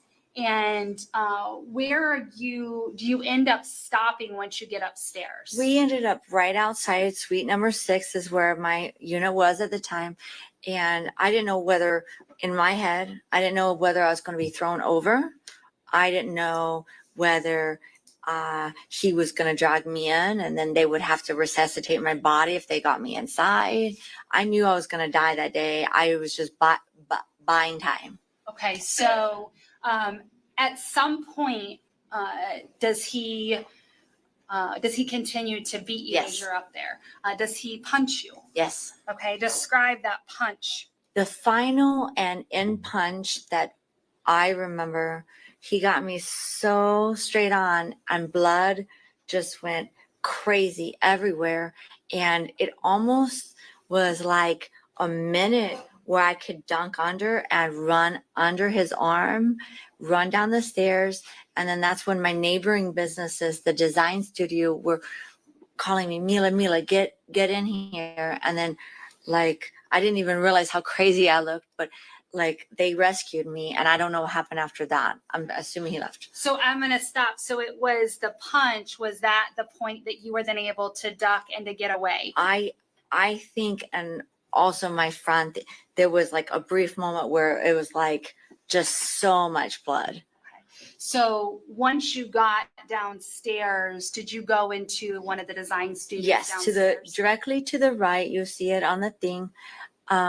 Looking at it is to the left on this picture. That's where they call me into their side office building. Okay, so is it this door on the bottom right next to the steps? Nope. Go over left. This way? Do you see the silver car? Go This here. that door right there. Okay, Yep. so I'm looking then, you're directing me or you I'm running down me? the stairs. They're calling me in that door. Okay, so I'm just gonna put this on the record that it was by the silver car and the bottom left quadrant Yep. of the photograph. Mhm. There's a door and that's the door that you went into. Yes. And did they lock the door to Yes. make sure you would be safe? Yes. Now,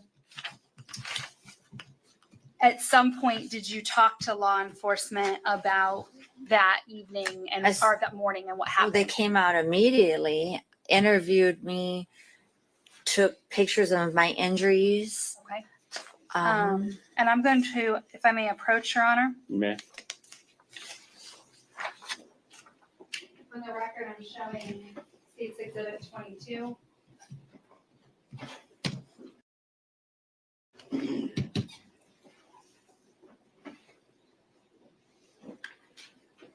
Ms. Montanez, I'm approaching you and showing you 22. Do you recognize this exhibit? that's me.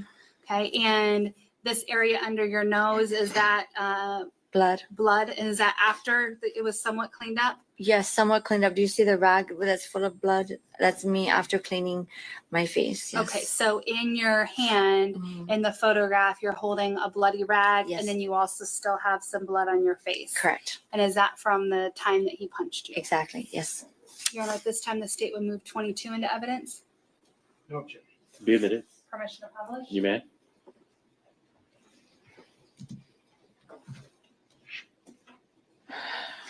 You mentioned he was pulling your hair. Were you wearing extensions at the Yes, time? my extensions were in disarray, somewhat pulled out and stuff. Yes.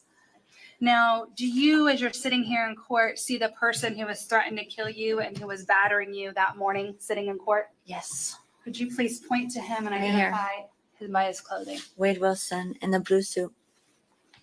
Going to let the record reflect that the witness has identified the defendant. Okay. We have a moment. You may.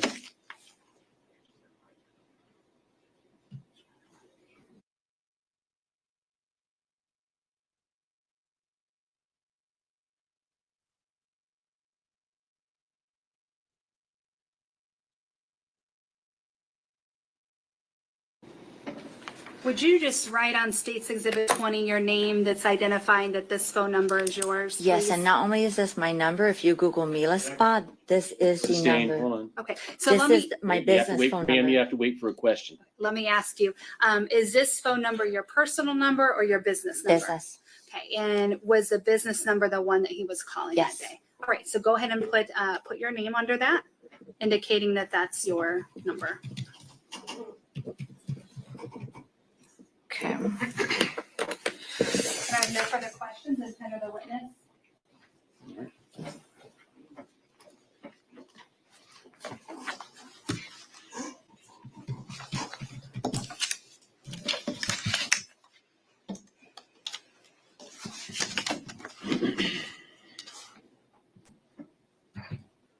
Ms. Montanez, Yes, when did you first meet Mr. Wilson? I do not recall. May we approach?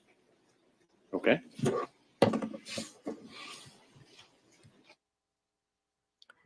What do you mean you don't recall? They said on the affidavit you met him through your ex-boyfriend. I mean, I guess, okay.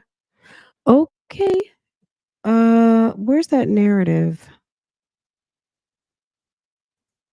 Let me see.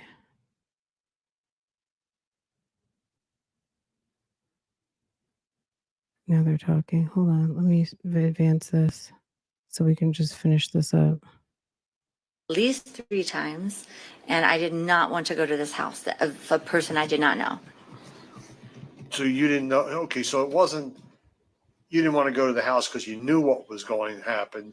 You just didn't know the guy. I didn't know that person, and I did not want to be in harm's way, and I did not want to go to a stranger's house of any type. No.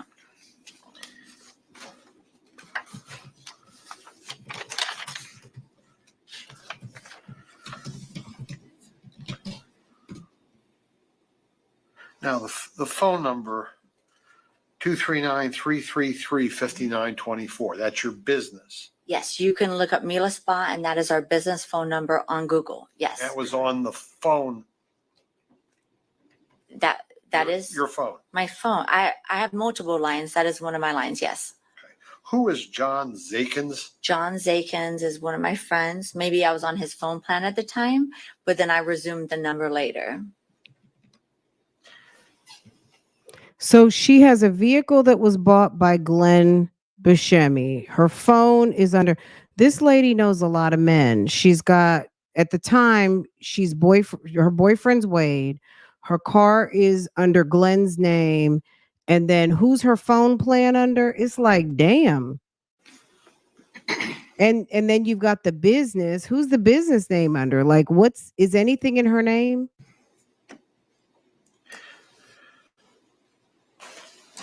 Now, you said that when he called you, about 6 o'clock in the morning?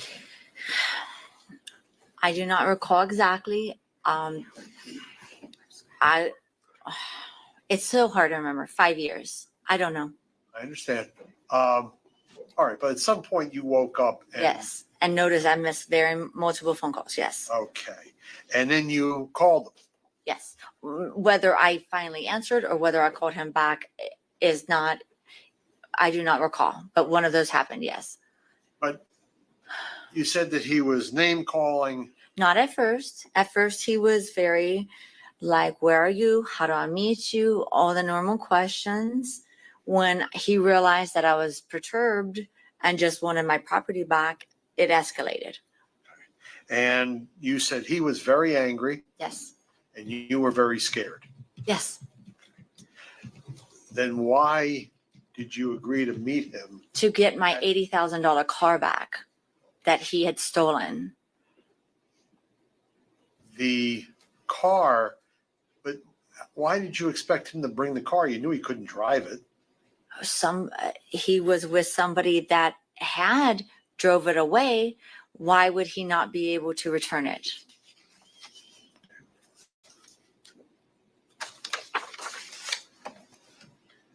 You said, okay, bring me my car. when you met up with him, you said there was nobody behind those eyes anymore. Yes, that's true. What did you mean? Dark serial killer eyes, where there's nothing to reason with. It's a black hole. You're saying words, you're trying to evoke emotion in somebody, and there's nothing behind those eyes. She said dark serial killer eyes. Okay. Yeah. Can I have a moment, Judge? Yeah.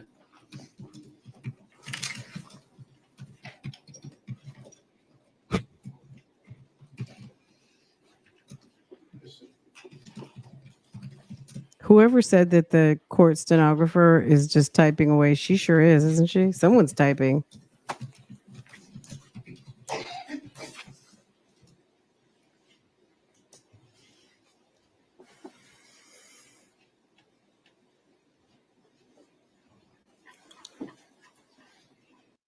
But look at her here. That's her mugshot from her drunk driving in her drunk driving situation. Okay, hold on a second. Let me go back.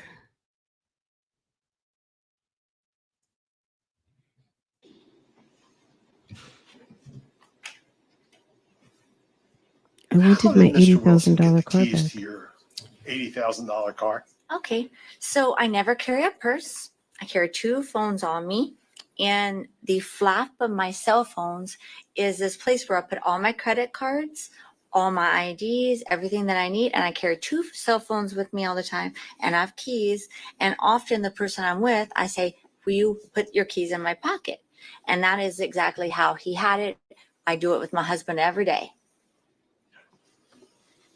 Oh, she said, I do it with my husband every day. So she's sitting in court and she wanted to make sure on the record that Wade, in case you had not heard, I'm married now. Okay. I was married now.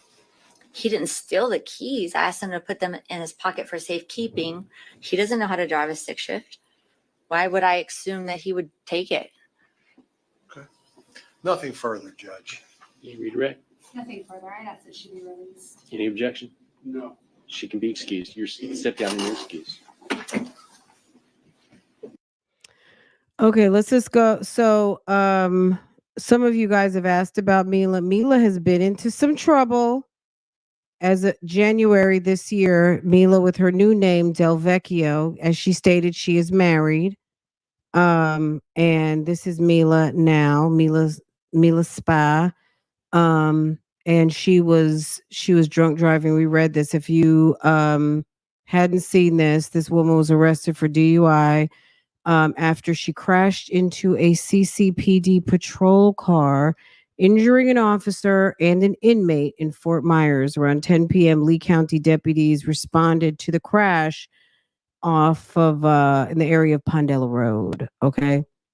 According to Lee County, the 41-year-old Melisa Del Vecchio had watery, bloodshot eyes. Deputies could smell a strong smell of alcohol coming from her mouth. Okay. And no, the car did not belong to her. Her husband's name is Del Vecchio, and the guy was Glenn Buscemi. I don't know if she still has the car. She crashed into a police car. The police car was transporting another inmate, and everybody had to go to the hospital. So she must have really banged up. I wonder if she was driving the Hellcat. Now that's a good question. Let me look on. So I'm glad you asked that because let me look over here. Do they identify the vehicle on this report? Hold on. She was driving a Kia.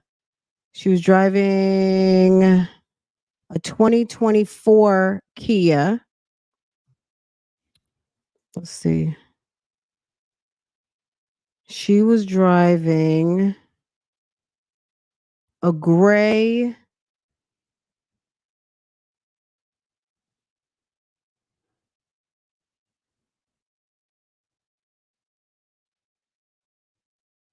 see 11/11/82. That's the birthday that we know for Melisa Lynn Montanez, now Melisa Lynn Del Vecchio. But she was driving a Florida. Oh, her license expires in 2024. The vehicle was a 2019. Maybe she's driving her husband's car. Who knows? Because I mean, the car that she had actually belonged to Glenn, so we don't know what she was driving. Anyway, but yeah, the Hellcat belonged to Glenn. So when she married Glenn, the Hellcat may have gone back, or whatever the situation was. But sis driving a 2019 Kia with a 2024 tag, and she did have a license. 5'2", all of the things are, yeah. And I mean, we've seen the picture, so we know that that's her. Anyway, interesting, guys. So that's my little Wade update for today. If you guys want to hear what else were we going to talk about? I'm going to see if I can find the report, not from the sting outside the jail, but the sting inside the jail. If you're just now coming in, we were talking about Wade getting into some trouble in the jail. He was involved in a drug trafficking operation and has been able to secure an additional 2 felonies for drug trafficking. He's also racked up for attempted escape from the Lee County Jail. He also has been involved in a murder for hire plot. And I think there's a couple of other things. Sir has been busy. If he's doing this in the county, just wait till he gets to prison. So, but if he's a lifer or he's on death row, he probably might have limited exposure to people because I think they do seclude those people, but God only knows. Let me tell Farrah because I don't think she heard.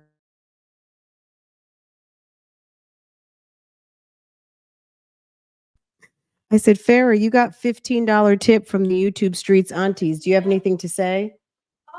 One auntie sent you 5 and another one sent you 10. Can you believe it? $15? I will give it to you when I'm done. Thank you. Okay. She said, thank you. You guys are so sweet. Thank you for sending something to Farrah, but you don't have to. Farrah gets plenty spoiled around here, but I appreciate y'all. It's very sweet. I'm going to hand her money as soon as we pop off of here. Okay. Guys, I hope you enjoyed. I love you guys. Thank you for coming through. Now I'm going to take a minute and rest my mouth because, it's only been 24 hours since my oral surgery yesterday, and sis mouth is hurting. I think I talked too much today. If you guys did not catch, so Tasha K, I know a lot of you guys watch TK. She talked to Rose Miller from Queen of Kings. We talked about that today. So if you didn't get to check it out, please go check me out over on Love Lies and Lace Fronts. Just bear with me. I know a lot of you are enjoying OSIP. I'm working on I need to kind of get my content list up, and I just need to get my overall mojo back. So just bear with me.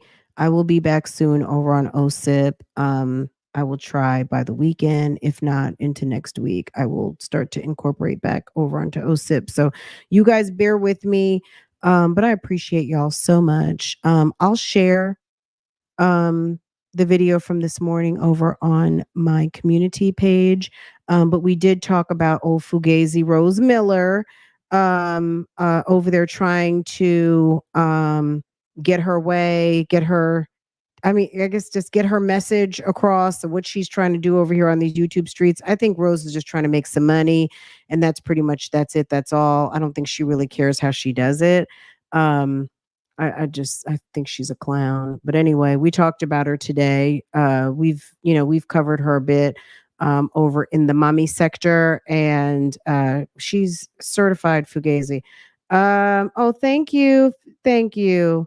And if you're not following me on Instagram, please do. I'm sure she was couched to just ask the questions that are asked.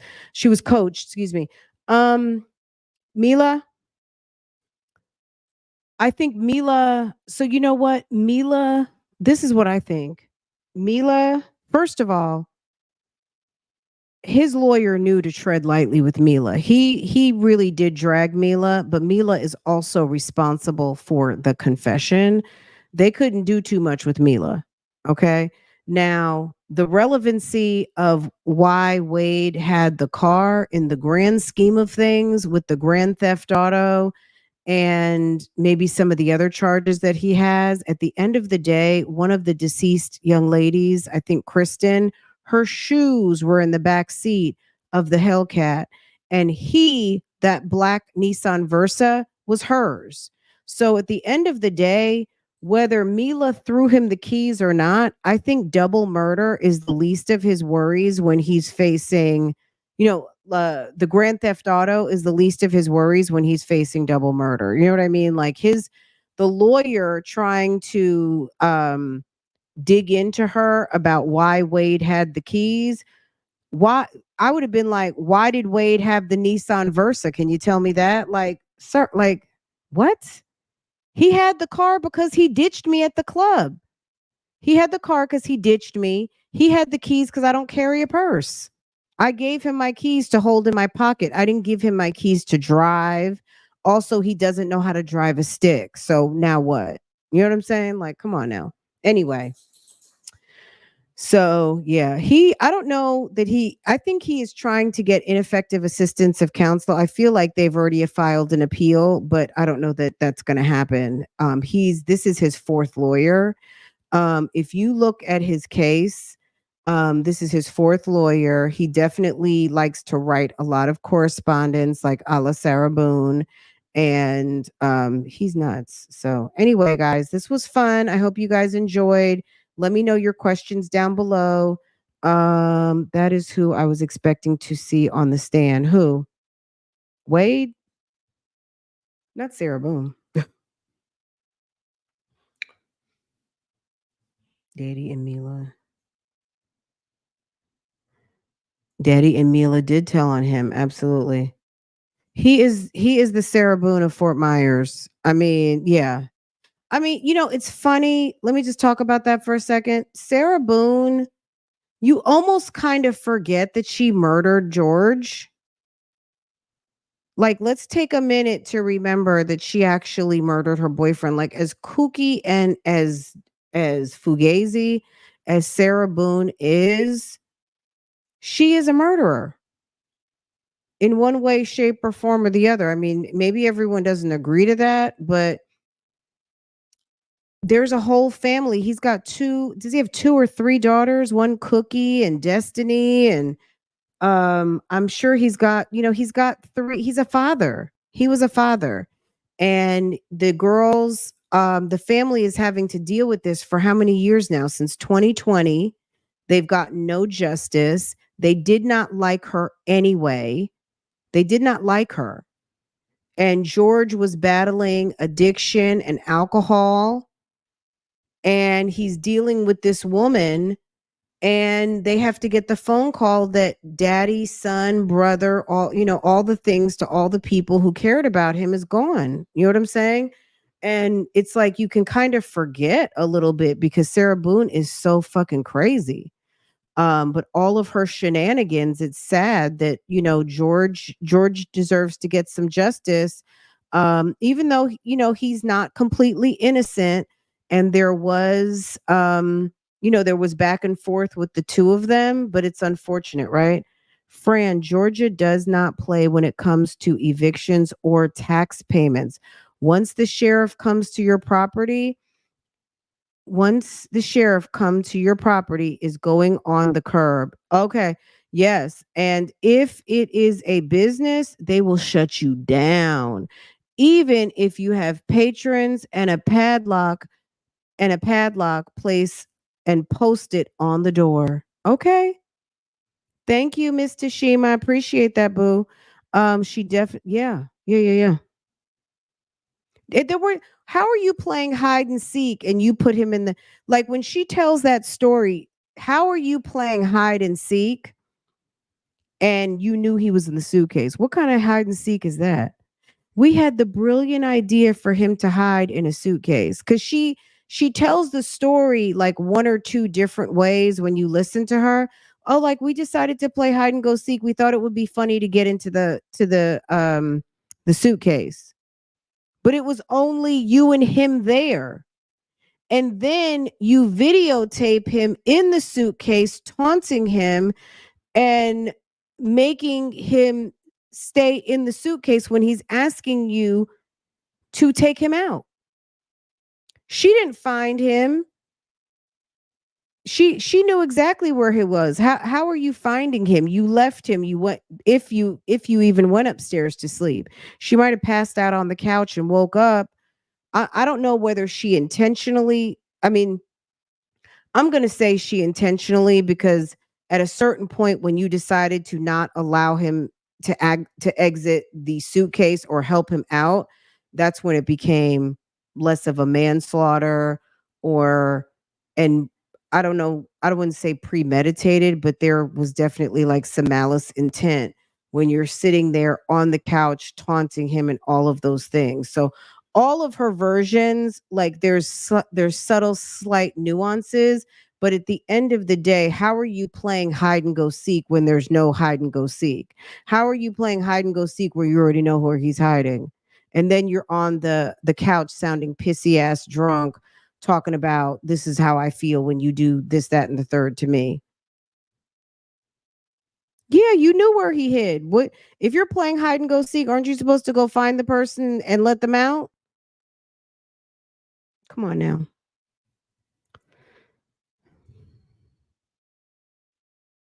Begging for his life. And George was not necessarily a saint, but you know what? George didn't deserve that. And they could have separated, broken up at any time, right? She told that man, "That's my name. Don't wear it out." Can you believe it? Vicky, you are a mess. Vicky, stop it. Okay. Okay, guys. You guys are awesome. I will talk to you guys later or tomorrow. Probably tomorrow at this point because my mouth is aching. And thank you guys. I will see you guys a little bit later on, okay? And if you're on the replay, don't forget to hit the thumbs up.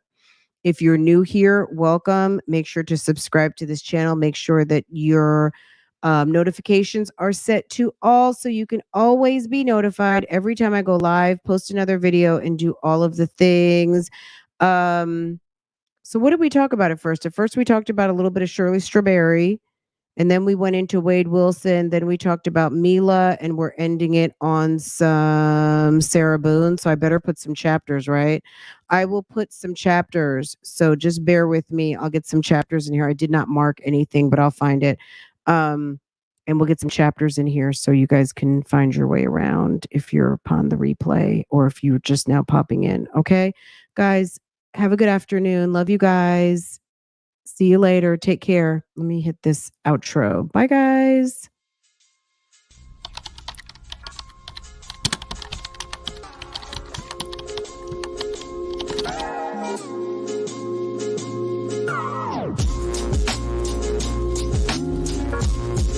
Oh, PC has a call coming up. Okay, that's good news. We'll see what it is and if things are working in my favor, maybe I might come back on the late night, later, or I'll see you guys in the morning. Bye, guys.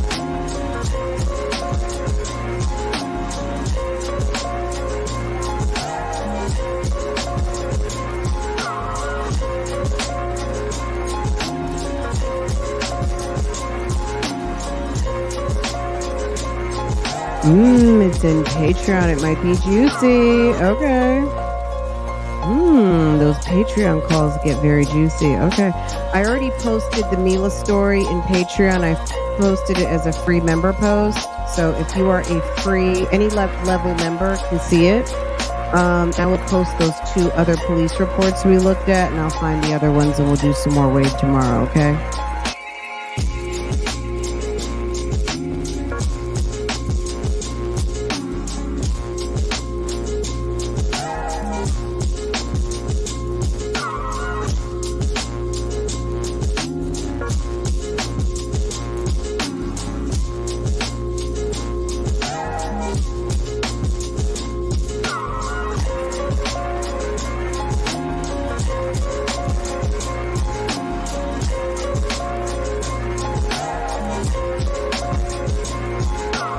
To the sis that sent Farah $5. Farah got out of here with a $20 tip today. So yeah, so someone else sent another $5 in Cash App. You guys are spoiling my baby. So thank you so much. I will get that to her in just a minute. Another nice crisp $5 bill from the YouTube Streets aunties.